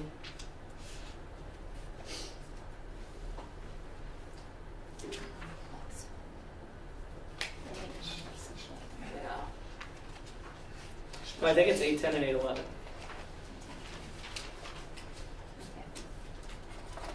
And I believe that the, No gain. yeah.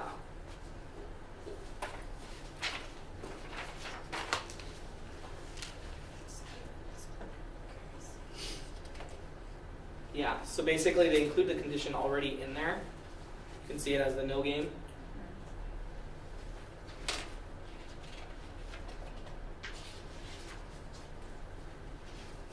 Essentially, they're using game as a reinforcer. Like, as the condition under which that is going to increase the amount of words that is spelled correctly versus no game at all. Now,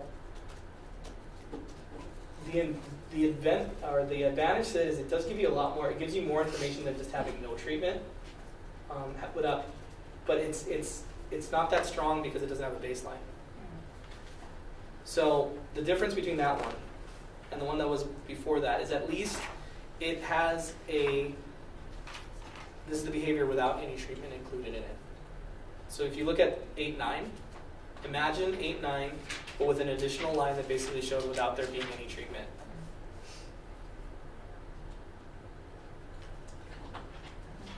In case you're wondering, yes, it's all happening at once. So it's not happening during the same exact session, but it's happening in the same span of time. So instead of having a separate phase where each treatment is at, it's basically having it within the same phase, but at different sessions. Because I don't know if that looked confusing to you guys. If you guys are like, how? Yeah. I was the one. Okay. So yeah. So I mean, for example, if you turn the page to 8, 10, and 8, 11, you see the effect of how many words the individuals are learning, right? And it's different students. Okay, so there's student 3 is at the top, student 6 at the bottom, and it basically is showing you their estimated levels. So over a period of 20 days, Right. you'd see one situation where there's no gain, one situation over 20 days where there is a gain, and then gain plus. And it's essentially interlaced. So do you remember how Oh, so maybe at different times of the day? it can be? It can be, but I think with this particular study, it's at different days. But it's interlaced in the sense that it's day 1 is this, day 2 is this, day 3 is this, day 4 is this, and so on and so forth. But I mean, you can see how it gives you a little bit more information because at least it's showing you without any Yeah. treatment whatsoever, without any game introduced, this is what the kids are learning at. I can see that the points are a little off. Yeah, a they're little- occurring at different days. Yeah. So maybe just slightly off. Yeah.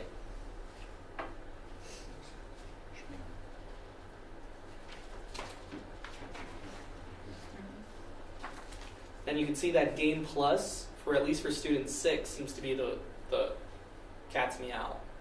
That seems to have the greatest effect on how many words that student's learning or spelling correctly.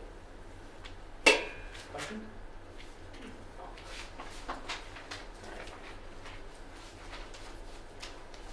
Although you could also see with that particular student, you can compare the students to each other and see that, because all individuals are different, so some people may take to the game more, and some people may be affected by the absence of it more.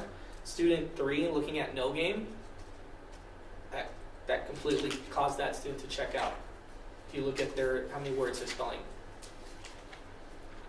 Right? When that condition is on, when that lack of a treatment, so to speak, isn't there, they could care less. Okay? With the other student, though, you're seeing like, yeah, very up and down. There's a lot of reasons why that could be. It could be that, different backgrounds create people with different propensities, so maybe spelling is a little bit more naturally reinforcing for this student, so they don't need that extra reinforcement of Game Plus. I mean, in general, you note that the consistency, is a lot higher with Game Plus. But game versus no game really doesn't determine that all that much for them. But the Game Plus, that's the one I want. I don't really care about game. I care about Game Plus. We're looking at student 6 there. You see that?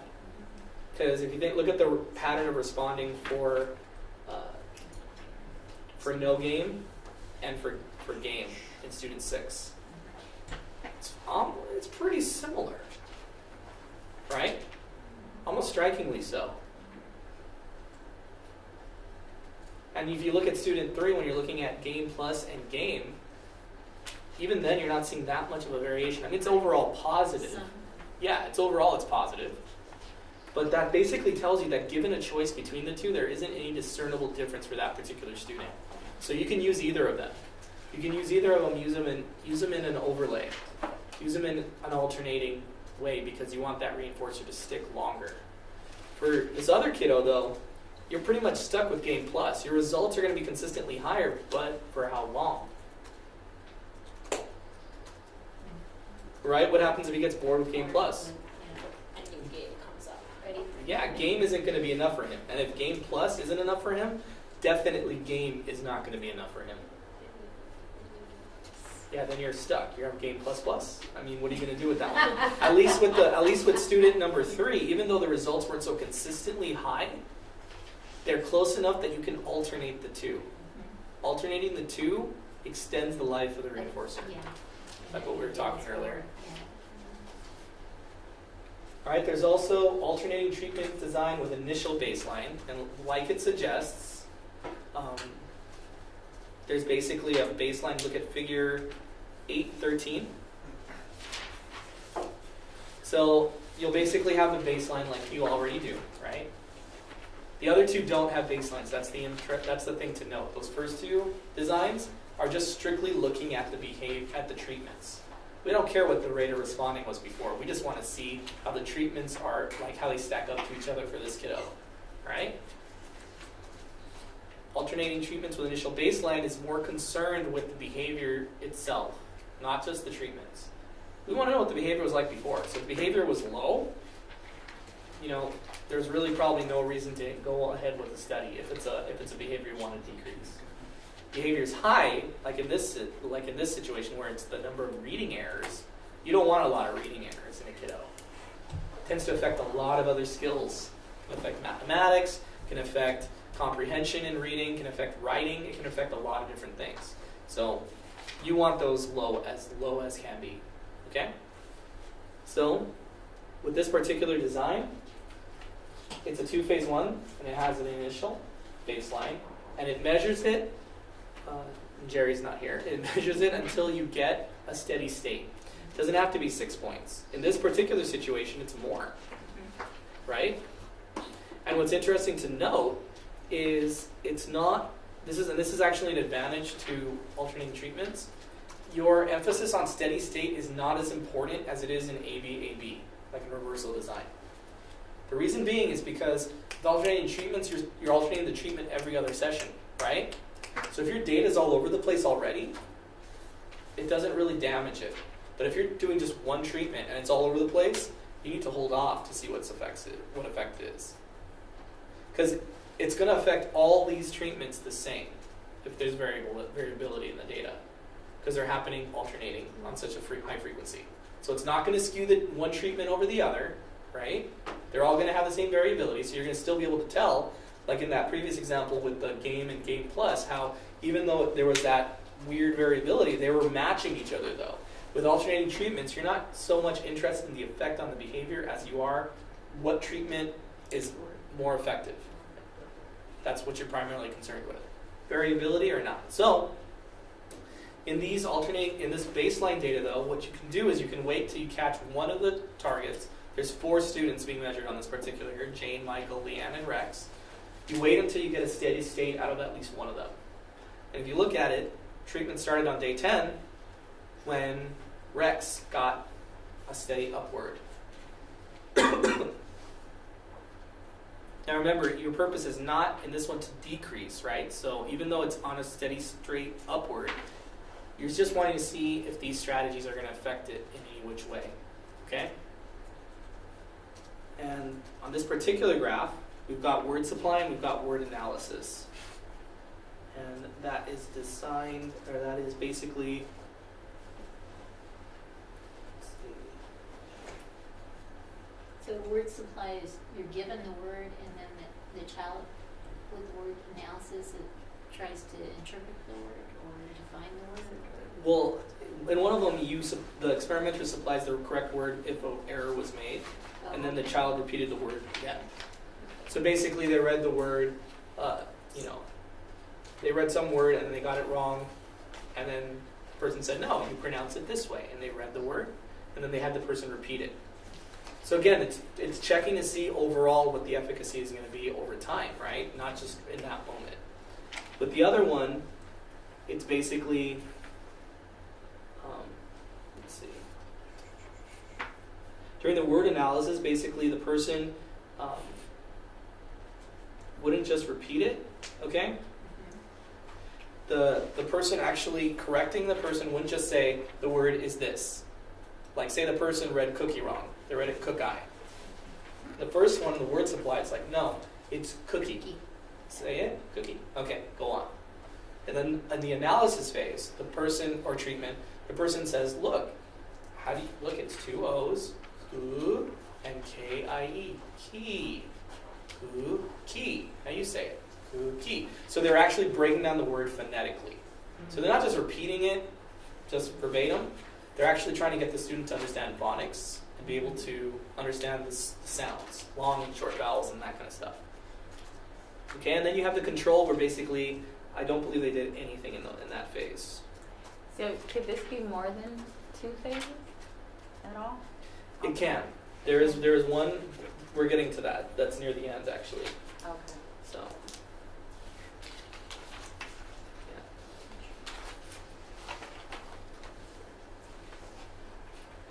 So, basically what you're looking at here is you're looking at the control phase. And if you look at the control phase, you can kind of see a flow in the data as they don't, for those students, there wasn't really any intervention.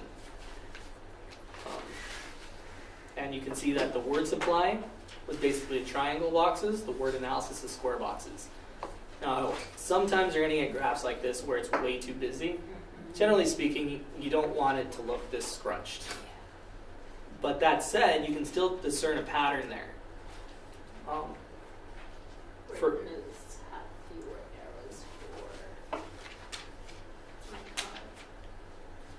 well, if you look at it overall, if you look at Jane, you see things are pretty much the same. I mean, when you're looking at word analysis or word supply. word analysis kind of ends at the bottom, underneath supply, but it's not as consistently low as it is for the other three. But for the other three, it's very clear that it's lower. So from the results of the study, you can basically say, all right, the reason they have the control there is because they want to say, if I'm not going to help you at all, I just want to see what you're doing. And you can see the data there too. You might note that even in the control phase, the data seems to just go down. The errors seem to go down. That's sequencing effects. So basically, because they're teaching word analysis, because they're just practicing speaking out the word as it sounds, they're naturally getting better even when they're not giving any. That's why that control phase seems to be going down, not as dramatically, but slightly. Except for Rex. Poor Rex. Rex, yeah. And what you can actually use this for is you can determine various there's things that you can actually get a clue to test more deeply. So like looking at Rex and looking at Michael, okay, they're the only two who kind of ended where it didn't seem that without that help, with that help, they were doing fine. You know, they had very few errors. Without that help, though, they weren't. So that could be for a number of reasons that you could potentially use to study, or to, by study I mean to investigate. It could be that they're very prompt dependent. That they rely on that physical or that verbal communication with another individual to get their own mind instead of independently applying the lessons. It could be that they're not applying the lessons when they're not given that help. So there's certain things you can look at from that and kind of get an idea of like, all right, overall we can say, based on these 4 students, that word analysis seemed to be the way to go.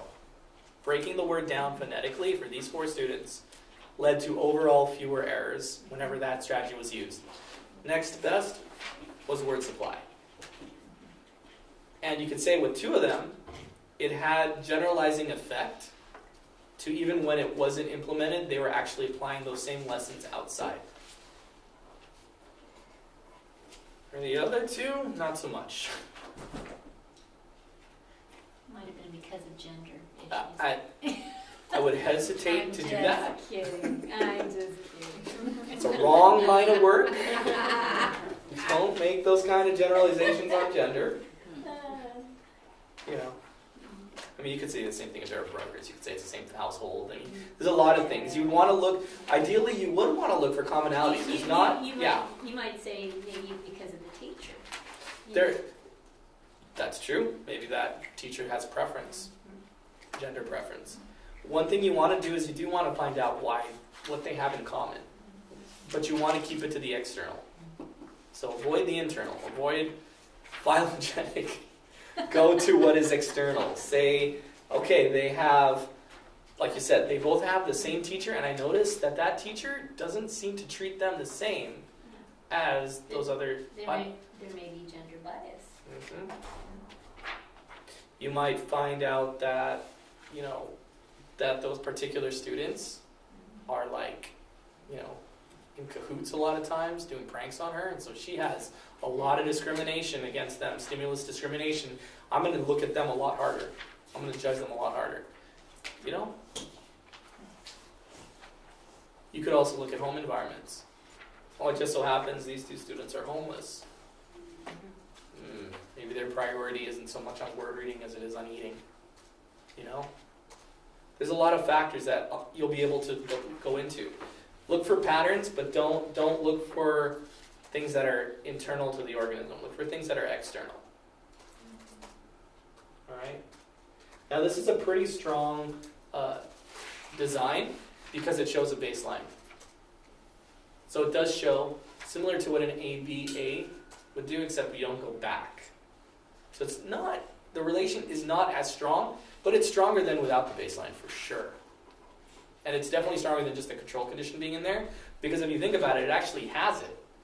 It has the addition of a baseline, but it has that control there too, where there's no treatment. So far that's the most robust. But this last one is actually the most robust one. It's not always practical to use, but it's known as the alternating treatments design with initial baseline. Okay, so we've covered that so far. But this has the final best treatment phase as the last phase. Someone asked if there could be more than 2 phases with this one, and yes, there is this one. It can be 3. Right? So basically, this one's not hard to understand. It's basically initial baseline, treatment phase with all the treatments. And at the end, and there's a nice example in the book, I know that one for a fact, it will target the most effective treatment and leave that one as the one at the end.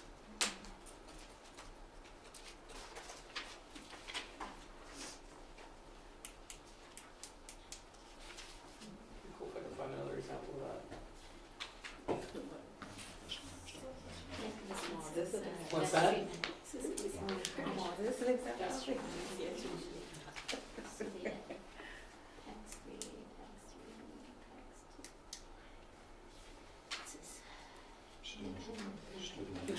Now this, I like the way they sneak this stuff in here, because, We were just talking about PECs and baseline. remember Yeah. what I just talking to you about, Jerry? Yeah. There's, Cooper likes to put studies in his graphs, so even though it's like, oh, it's just another graph, whatever, take the time to look at these, take the time to read them.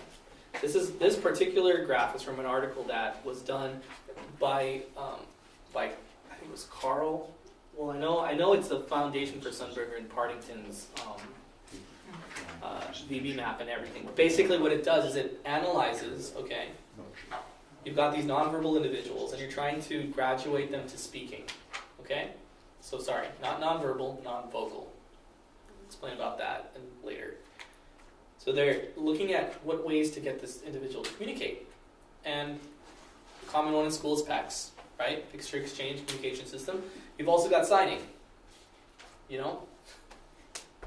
And so you've got these different things you can get them to do, right?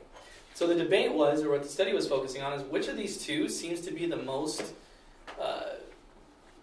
helpful in transitioning an individual out from a non-vocal to a verbal, or to a vocal. And what they found was, based on this, is that if they had PECs in, okay,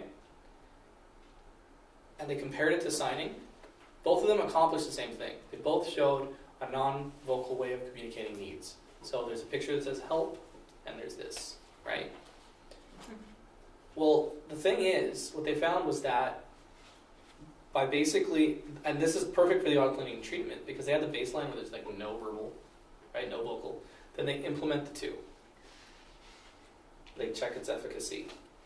Now, depending on what they do with it, it affects what the person is going to use. Generally speaking, using PECs is easier for a client than using signs because there's fewer gestures.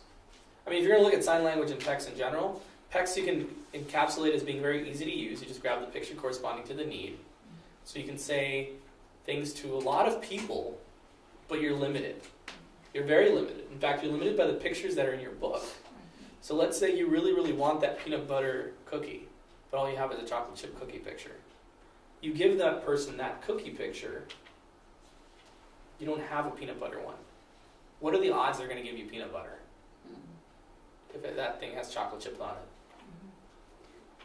So you're stuck.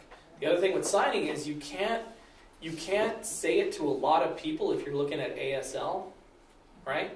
Most people don't know what that means unless they've been taught. Yeah. Or they don't know what that means unless they've been told, right? But you can say a lot more, but to fewer people. So you can express yourself a lot more. Basically what they found out though, when they're looking at them as transitions, both of them as transitions to speaking, they found that signing was a faster transition than PECs. Transition looked like this, right? So you have this picture or you have the sign. First they reinforce the use of that. So it starts out very low as you can see here, but then they both skyrocket and go up because the person all of a sudden is able to communicate with people. Holy, that's great! I can communicate, I can get my needs met. Now you have to decrease it and start to enunciate something. A generalization, approximation. So instead of just, you're not going to go, help me, you're going to go, or help, or something, okay? And you're going to be doing that while you're doing the gesture, or while you're handing the picture. Now, even while the word was acquired in both phases, it was harder to get them to let go of the textbook versus the signing. The signing kind of fell off naturally. And the reasons I hypothesize that is because it takes more actions to do this. So if I'm going help versus help, it's easier to let go of this than to let go of the picture book, because the picture book is easier to use. So that's just a little thing right there. So essentially, if you're working on kids being verbal and they're not right now, you want to stay away from too much assistive technology, and if you do, you need to have a very good game plan of how you're going to fade that out, because the reliance on it is very strong. There's some technologies out there that aren't just PECs, that are more audio. There's a Pro Loco and stuff like that. I've seen that cripple kids. And I don't speak ASL. I just wondered, because you're talking about it, it's like... I know some you things. I know some things. Yeah. I know some things. Okay. I know some things. Okay. I was just wondering, Yeah. maybe you look at it, you know? I've been meaning to learn it, but the honest truth is there aren't that many individuals that are hard of hearing, and that's primarily the population you have it with. Because when you're dealing with kids on the spectrum, or kids who are in a transitory state, learning how to speak, sometimes you don't even use ASL. You use signish type stuff, where it's just something that they understand. Like you could say eat, and it's, I don't know, and drink. Those are pretty easy to remember, but you're not going to get into the whole sophisticated, each thing's a letter. I was just thinking with autistic kids, they would definitely be nonverbal. Some of them, But the complexities of sign language might, Yeah, and honestly, you don't want them. You definitely don't want to get to the point where they start to use it for tacting. You don't know what tacting is yet, because we haven't got to that part, but it's labeling things. If they start to label things using that, you're basically conditioning them to be non-vocal. Why am I going to say anything if I just have to have a book? I'll get a very big book, or if you give me a handheld device that has a ton of storage capacity, I got my entire vocabulary here. I don't have to learn a single word. But do you see a lot of kids, from your experience, do you see a lot of autistic kids gaining a fair amount of language? Yeah, depending on consistency, depending on age of intervention. But I mean, even a 25-year-old was able to learn over 100, 200 words. I mean, he was using them functionally and everything. Don't get me wrong, his intonation was bad. He would laugh like, but he would talk like, I want a double. It's like, okay, we got to work on linguistic structure with you next. Get the right intonation in there. But he was still intelligible. The person at In-N-Out heard him and took his order and gave him a double. And he was like, because oh my gosh, he's like a 25-year-old man, and he's finally doing something that a 25-year-old man would do. And the thing is, he didn't. You have to think about it too in terms of habilitation, right? Remember, habilitation is the purpose behind behavior change. We want this person to get as much reinforcement from the outside world as he possibly can get, and minimize punishment. So if he comes in there with a phone, and someone's like, "Can I take your order, please?" And he's like, "I don't care how fast. If he has swipe, I don't care what it is." The fact that he's using that and then it says what he wants, that creates barriers. People aren't going to want to ask him how his day went. They're not going to want to, get his thoughts on politics. They're not going to want to dialogue with him. I know that sounds mean, but think about it. If it's work for him to do that, he's not going to be able to keep up with the conversation, no matter how fast he is. I can type about 115 words a minute, but I still can't type faster than I talk, or than someone else talks. So, bottom line is, the only thing that can match speech is speech. And I have seen a lot of kids learn how to speak, and actually, in the next class is when we talk about how we get to that point, like how we start with it, what types of language we start with. It's a trip. If any of you guys have any speech and language background, it's going to be very different from what you've been exposed to. And it can be very complimentary, actually, but... Okay. So now the purpose of doing this particular treatment design is not only to show that the treatment had an effect compared to other treatments, but removing that other treatment out of it in the last phase to show the ultimate effect of that last and final best treatment.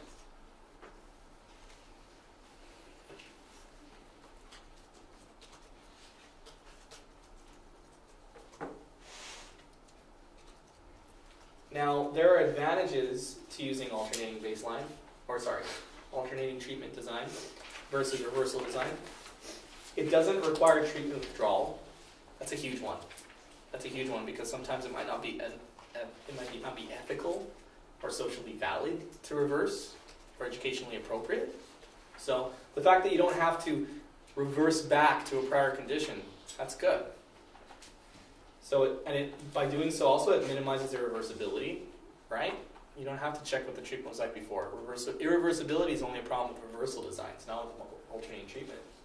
It also minimizes sequence effects. They do happen, but because it's happening in the same phase and it's happening so rapidly, the transition, it's reducing the amount of sequencing effects that are in place. Whereas when you're dealing with reversal designs, if you remember, you've got video games and you've got music, and video games and music, and they may be affecting each other before you go back to baseline. Because you're not just doing it one point at a time. You're doing it for several points. So it hammers it in more. With the alternating treatment, you're never doing a treatment more than, I think it's once every so often, depending on the amount of treatments you have. So you're not just going to be like, okay, 3 of this treatment, 3 of this treatment, 3 of this treatment. You're not doing that. You're doing treatment 1, treatment 2, treatment 3, treatment 4, treatment 1, treatment 2, treatment 3, treatment 4, if you have 4 treatments. Tailor it depending how many you have. Okay? So it minimizes the sequencing effects, and it can also be used with unstable data. So suppose you can't get that steady state. Well, you can still use this method to evaluate the efficacy of treatments. Because remember, you're not measuring the efficacy of the treatment on the behavior so much as you're measuring which of these treatments is most effective. So say you can't get to that steady state, okay? You can still at the end of the day say, you know what, we couldn't get a steady state out of this. But even though everything was all out of whack, this was all out of whack down here, and this other one was all out of whack up here. So this one's still better. Because the same thing affecting that one was affecting that one. Because it's happening so rapidly. Other question? Or are you stretching? Me? Yeah, I thought you were raising your hand, sorry. I was stretching. Okay, good. That way I wasn't ignoring you. All right. You can also use it to measure the generalization of effects. Remember the example where we're looking at reading words per minute, and there was a control phase. So you can say that whichever of those 2 treatments, whether it's word supply or word analysis, or maybe the combination of the 2, is having a generalizing effect on control, meaning when there wasn't any intervention placed. You can say that it had that for Jane, and you can say that it had that for Leanne. Can't say it for the other 2. So it didn't generalize. Generalization, I don't know if Connor has talked to you about generalization, but generalization is essentially when one result in one particular stimulus control transfers to another. So let's say you've got tantruming in the school and tantruming in the home. You want to get rid of tantruming in both places. But you focus on the home environment. And without even trying, you notice it go away in the school environment too. Okay, then whatever you did in the home environment has generalized to the school environment. Whatever contingencies you shaped by changing the environment in the home environment, it has generalized there. Let's look at another one. Let's look at asking for help. So a person actually says, I want help, please. And they never said anything at school or at home. You teach them that. They learn it at home. It's mastered. It's part of their repertoire. All of a sudden they start using it at school, in the community. They start using it all over the place with different people in different situations. That's generalization. So it's not happening in just one specific thing. If you look up ABA on YouTube, you'll find something called discrete trial training. We'll get more into that in the next class, like next quarter. But I just want you to know, if you have been looking that stuff up, it's not ABA. It falls under the umbrella of ABA, but it isn't ABA itself. There's some problems with it. It's a methodology under ABA. But one of the problems is it doesn't give a lot of generalization. It's actually something you've probably all seen, where kiddo's sitting across the table from me. I have my flashcards. I'm having him read out what's on the flashcards. I'm giving him M&Ms or something, saying good job, next one, next one, next one. It's good for getting a lot of trials out of the way, but it's not very good for generalization because the situations under which you do it are very contrived. It's at this table, it's with me, it's with these particular cards for that particular reinforcer. Take this stuff away, and it doesn't work.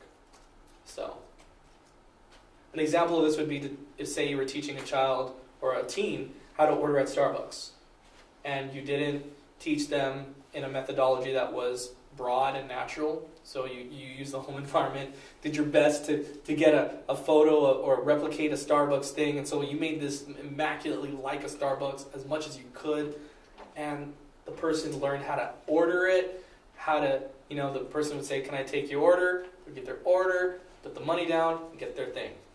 Cool. And then you actually go to a Starbucks. And a Starbucks is a lot more crowded than your home. Ooh, that's a problem right off the bat. Those places can be really crowded sometimes, depending on when you go. It's the holidays. The menu's different. There's different pictures up there. Oh my gosh, this isn't the same environment. I freak out. Or, and I actually saw this happen. Person goes up to the barista. Barista goes, hey, how's it going? What would you like to drink? Took off. Because the stimulus that they were conditioned to wasn't the same. There was no generalization that took place. They were expecting, can I take your order? Or do you want some coffee? So training in the natural environment is definitely better, but we're going to get into that next time. And the other thing that's really good about alternating treatment is you can start your interventions right away. Because you don't reverse, you're already in the intervention phase, especially with that final best. Right? So let's say you're using a bunch of different interventions on a tantrum. So you have your baseline, it's all screwy. Got your interventions. You're visual. Let me write this out. Thank you.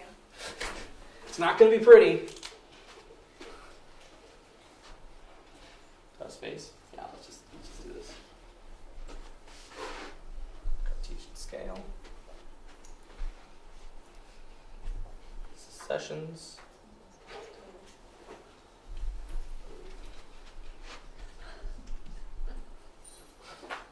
What's that, Dora?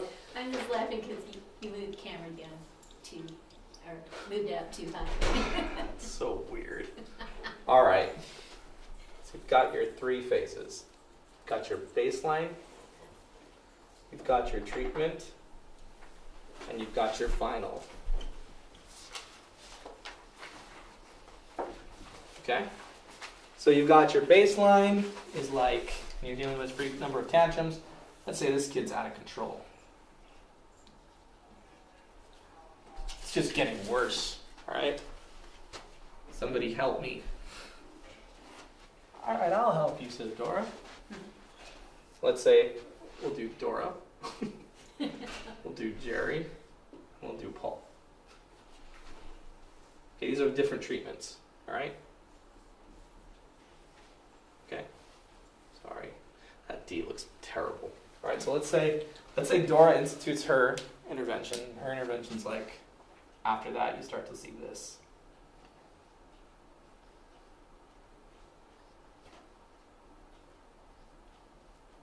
Okay. Does that look weird? Yes.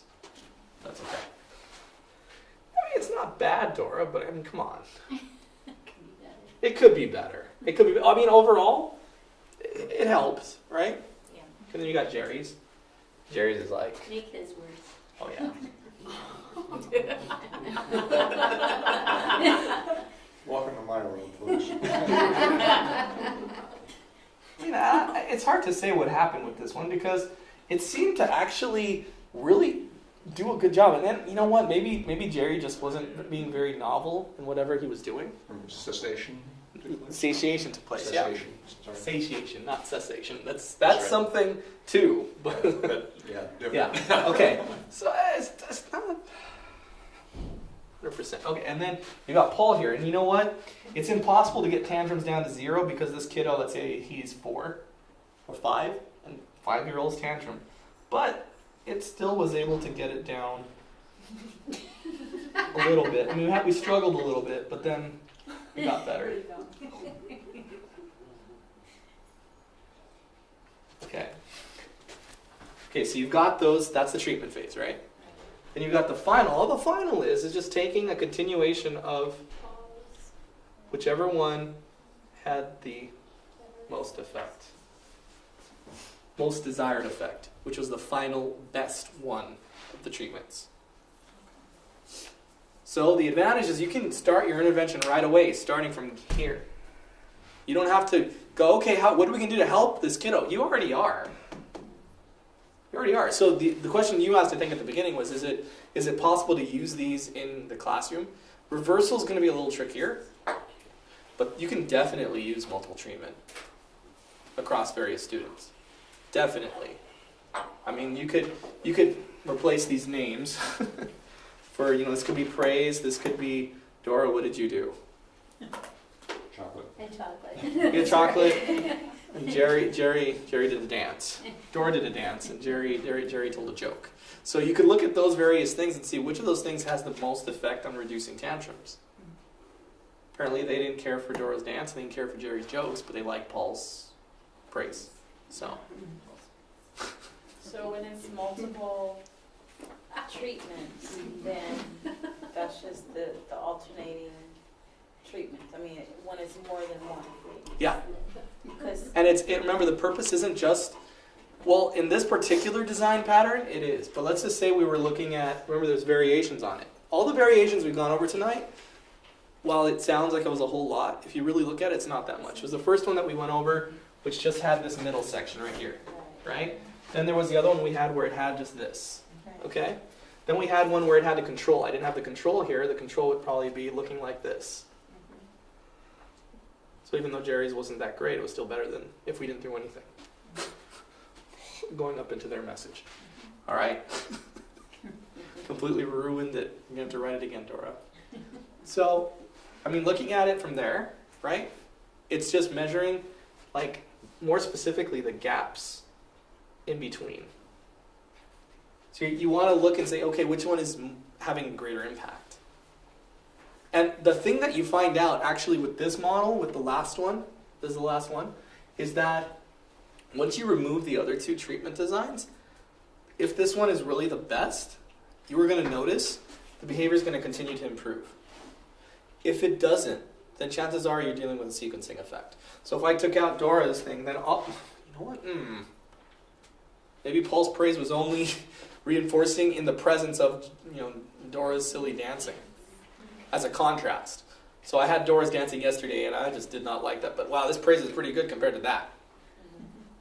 Okay? So once you take that out of the picture and you just consistently use that, maybe it won't have the highest effect. But if it truly is the best, then taking those things out is only going to clarify the difference.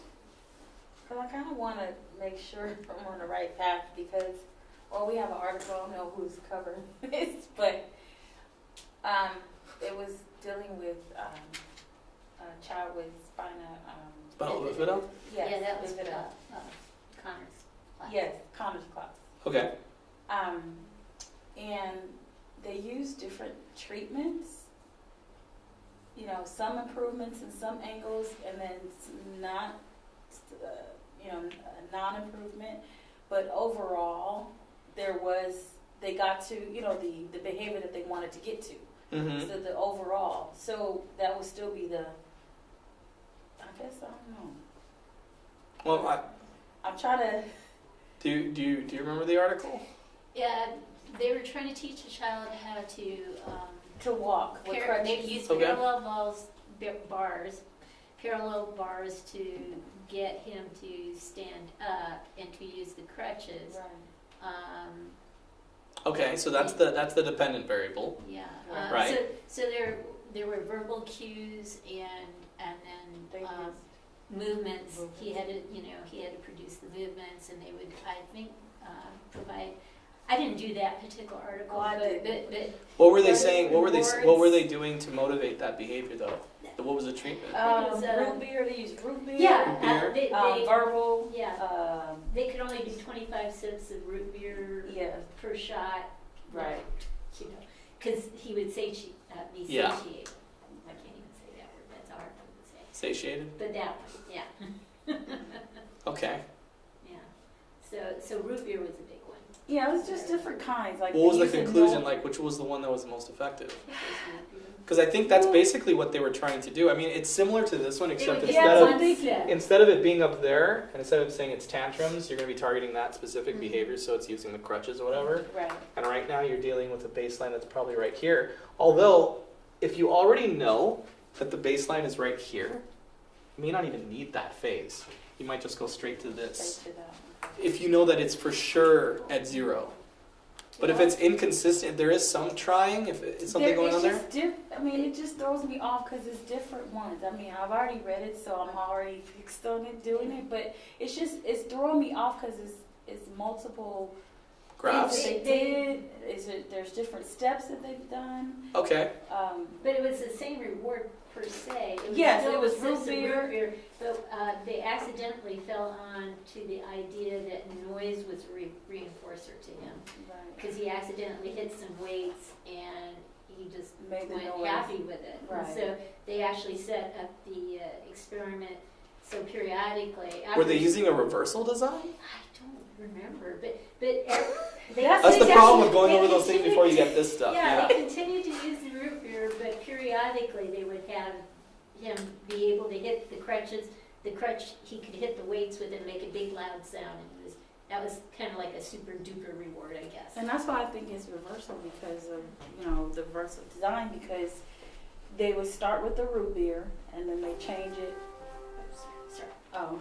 Start with the root, And yeah, they the start root with the beer, root and then the beer. music would come Sorry, on. right. Sorry. Then they do the noise, and then they would have him to come. Like they call his name to come.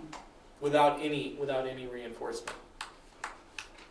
They did have reinforcement. No, I mean they had reinforcement in phases. It sounds like. different but- phases. Yes. Yeah, but there was a phase that didn't have any reinforcement, just the demand. Right. So one had the demand plus the root beer, one had the demand plus the noise, and Right. then the one had the demand without it. That's reversal. That's actually reversal, like the one we were Exactly. talking about, where it had, Alternative. yeah. Okay. And then also, like the final one, they said what was effective also is that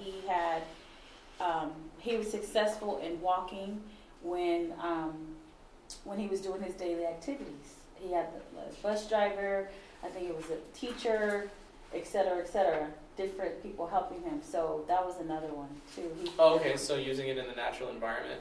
Right. So I'm just trying to. Reinforcement, just so you guys know, is not always contrived. I mean, reinforcement is not always, basically what I'm saying is there's natural and there's unnatural. Has Connor talked about that? Yeah. Dora? Sorry, it was Yeah, I gotcha. Okay. I gotcha. Sorry.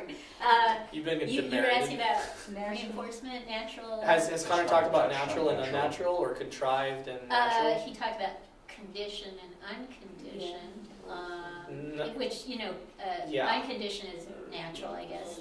Well, okay, natural reinforcement is this.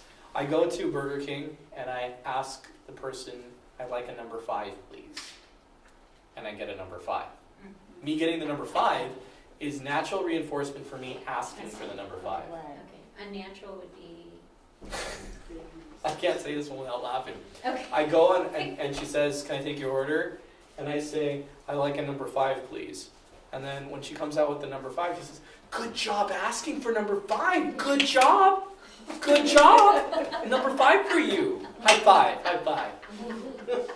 Your first instinct would be to sock that person silly, right? Like, how dare you throw food in their face? Like, what an insult to our intelligence.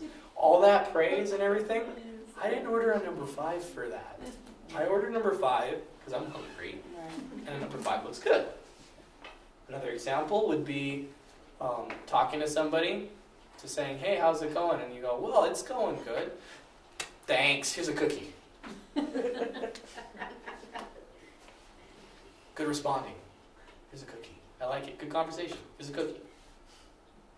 Or, I love this one.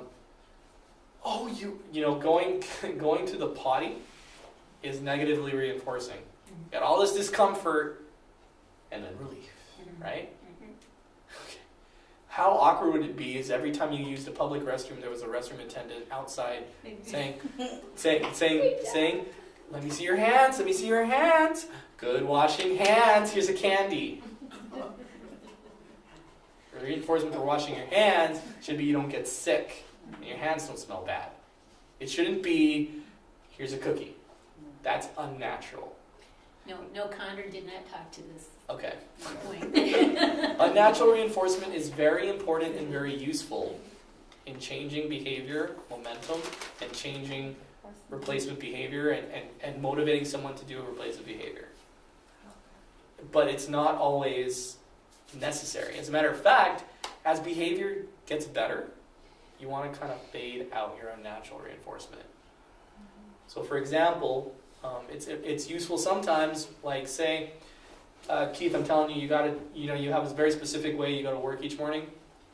I'm going to tell you, no, you need to go this other route. Now, if I just tell you that right off the bat, what's the odd of you, when you're driving to work, using my recommendation versus what you know to be true? It's non-existent, right? Okay, well, what if I say to you, you go the way I'm telling you to go, because the way you're going to go has this major pileup, car pileup, maybe the freeway collapse, it's going to take hours, you're going to be stuck there for hours. Look at the GPS, you verify that, you're like, okay, maybe I will try your way. Maybe not, though. Maybe you will use that same GPS to find your own route that you think is better. Okay. Now I'm going to use some contrived reinforcement here. I'm going to say, Keith, you take my route because your route is like jacked up and it's not good. But you take my route, and I'll throw in, if you can verify to me that you've taken that route and prove to me you've taken it, at the end of it, I will pay you $1,000. Mm-hmm. Very contrived. Very unnatural, because I don't get paid to drive. I get mileage, but it's not nearly the same amount as I spend in gas. So you get that, right? But it's not natural, right? The natural reinforcement for taking a route to work should be getting there on time, getting there expediently, getting there without traffic, whatever, right? It's a nice drive. It's not, here's all this unnatural thing you get for it. You have $1,000 for driving. Chances are that will probably change your behavior and you will go take that route. You know, even if it happens to be a little out of your way, because $1,000 for driving a route that you didn't have is $1,000 more. If I offer you the next day $900 to do it, you probably still would. If I offer you $800 the next day, next week I go down to $700. Next week after that, $600. By the time you're rolling in the Benjamins, by the time we get down to the end of the month, I'm paying you maybe about $20 to take it. Then I start tapering it off. Chances are by the time I stop giving you money at all, your new route will be my route, because that will be what you are accustomed to. Because we are creatures of habit. Right? Very expensive behavior change, and honestly, I don't really care about Keith's route that much to spend that much money on it, but if I had the money and I had the gumption, maybe the wherewithal, that just seemed to be the thing I wanted to do, I could change his behavior that way, with unnatural reinforcement. But you know what? When you're dealing with behaviors, it's not always unnatural. You can use the natural reinforcement sometimes very effectively. Sometimes kids want the natural, they don't want the unnatural, because they can read your BS a mile away and they want you to be sincere and honest with them. They can tell when you're being fake. So, I had a kid, I think I told you that, every time I said good job, he'd launch into a tantrum and an aggression spree. Yeah. Now, there are some drawbacks to using alternating treatment. There's the interference that can happen with it. It's not as bad as sequencing effects, but occasionally treatments can affect each other and change the way they look or the way they affect the behavior. It can be downright unnatural to rapidly change treatments like that. Every day you're changing the treatment. Every day it's something different. Right? Think about yourself going through that. It's kind of weird. Like, what are you doing to me here? You're switching it up on me. What's going on? This isn't what I want. Maybe especially if one of the treatments is something I really, really want, and those other treatments you're doing are things what are you thinking? Why are you taking away this thing? You just showed, okay, good, you gave it to me again. What, you're taking it away again? Doing that for a long span of time is a little unnatural and can have some it can create behaviors, so you gotta be careful. Limited capacity. So, in the natural environment, okay, it can be difficult to constantly have a lot of treatments going on and keep effective data collection on all of them. It's going to be hard. Logistics can be very, very tricky. In the home environment, we have to make sure that our staff are very well trained in doing this, because it can be a mess if they're not. In the school environment, you need to make sure that your aides, you're a teacher, or somebody in your classroom, you can actually count on them to take the data effectively. Because they're going to have to be able to dedicate time to this. Because they're measuring a treatment each day. So they're going to have to stay organized. There's also the selection of treatments. Now, even though this thing saves time by having a lot of treatments on there, one thing that you have to do is you have to have the treatments all be very different. It doesn't sound like it at first, but if you think about it, that actually limits the amount of treatments you can have up there. Right? You know? So I mean, looking at this, maybe it's not Paul Praise, Dora Dancing, Jerry Jokes. Maybe it's Paul Praise, Dora Donuts, and Jerry Juice. Or Jukebox. So now you've got music, you've got food, and you've got social attention. You've got praise. Those are things you can test against. You don't want to have it be jokes, humor, praise. I mean, they're all too closely related. You're not going to really see that much of an effect, and it's probably going to be skewed by multiple treatment interference. So the fact that you have to pick things that are different from each other actually limits your selection. All right. Oh, actually, I think we're done. So I used the last slide. I used the last presentation as a template. So just ignore those last two. Those are replications. All right.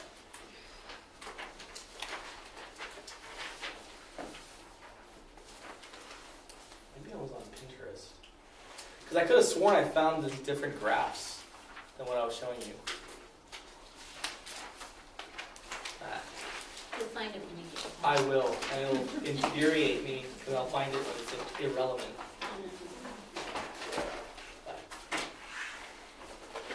Alright, well, we are done. The rest of the time can be used. If you guys have any questions, Dora's out of here.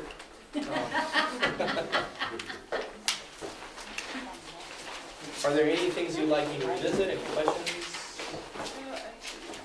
Concerns? I just wanted to clarify that on the article that we could either write within the template that you provided, or we could do it as an essay form. So it's either or. I would stick to the template, but if you're going to use an essay, then what I'm expecting is that it's similar to the template form, but without the chunks of text explaining what to do. But it has the same components. So when I go through it, and I look at the component of the outline, and I look at the essay, I can say, all right, point 1, okay, it's there. Point 2, it's there, like that. So it has to have the same flow. As long as all the information's in there, you shouldn't be in trouble. I just said the template. I was just wondering. So wasn't there a section you told us to, let me see. I can send the new template to everybody with the one question that was added. Would that be helpful? Or, There is a yes. question. Well, you're talking, Taken that's, are you talking about the midterm? Yeah. No, I think they're just talking about article reviews. Oh, are you guys talking about? Yes. Yeah. Okay. Yeah, yeah. Like the steering wheel. And really, no. That's for the midterm. It's just one question. Dora's just scaring people right now. No. Okay, the extra question that she's talking about, okay, It's just is a on minor the, question. if you look at the syllabus, how it tells you what's expected in the midterm, that stuff is on the outline, except there's one thing that thing is missing. For the midterm. Yeah, for the midterm. The outline's missing one thing. If you just do the template, add that one question. Look, when in doubt, go to the syllabus, look at the midterm thing, read over what it's looking for. You'll see what I'm talking about. It's missing something, I think, about the function. Yeah, That's it. basically, with reasons behind the behavior. Reason for the behavior. Yeah, So if you reason just for the add it behavior, to function, your same. template, you're good. Yep.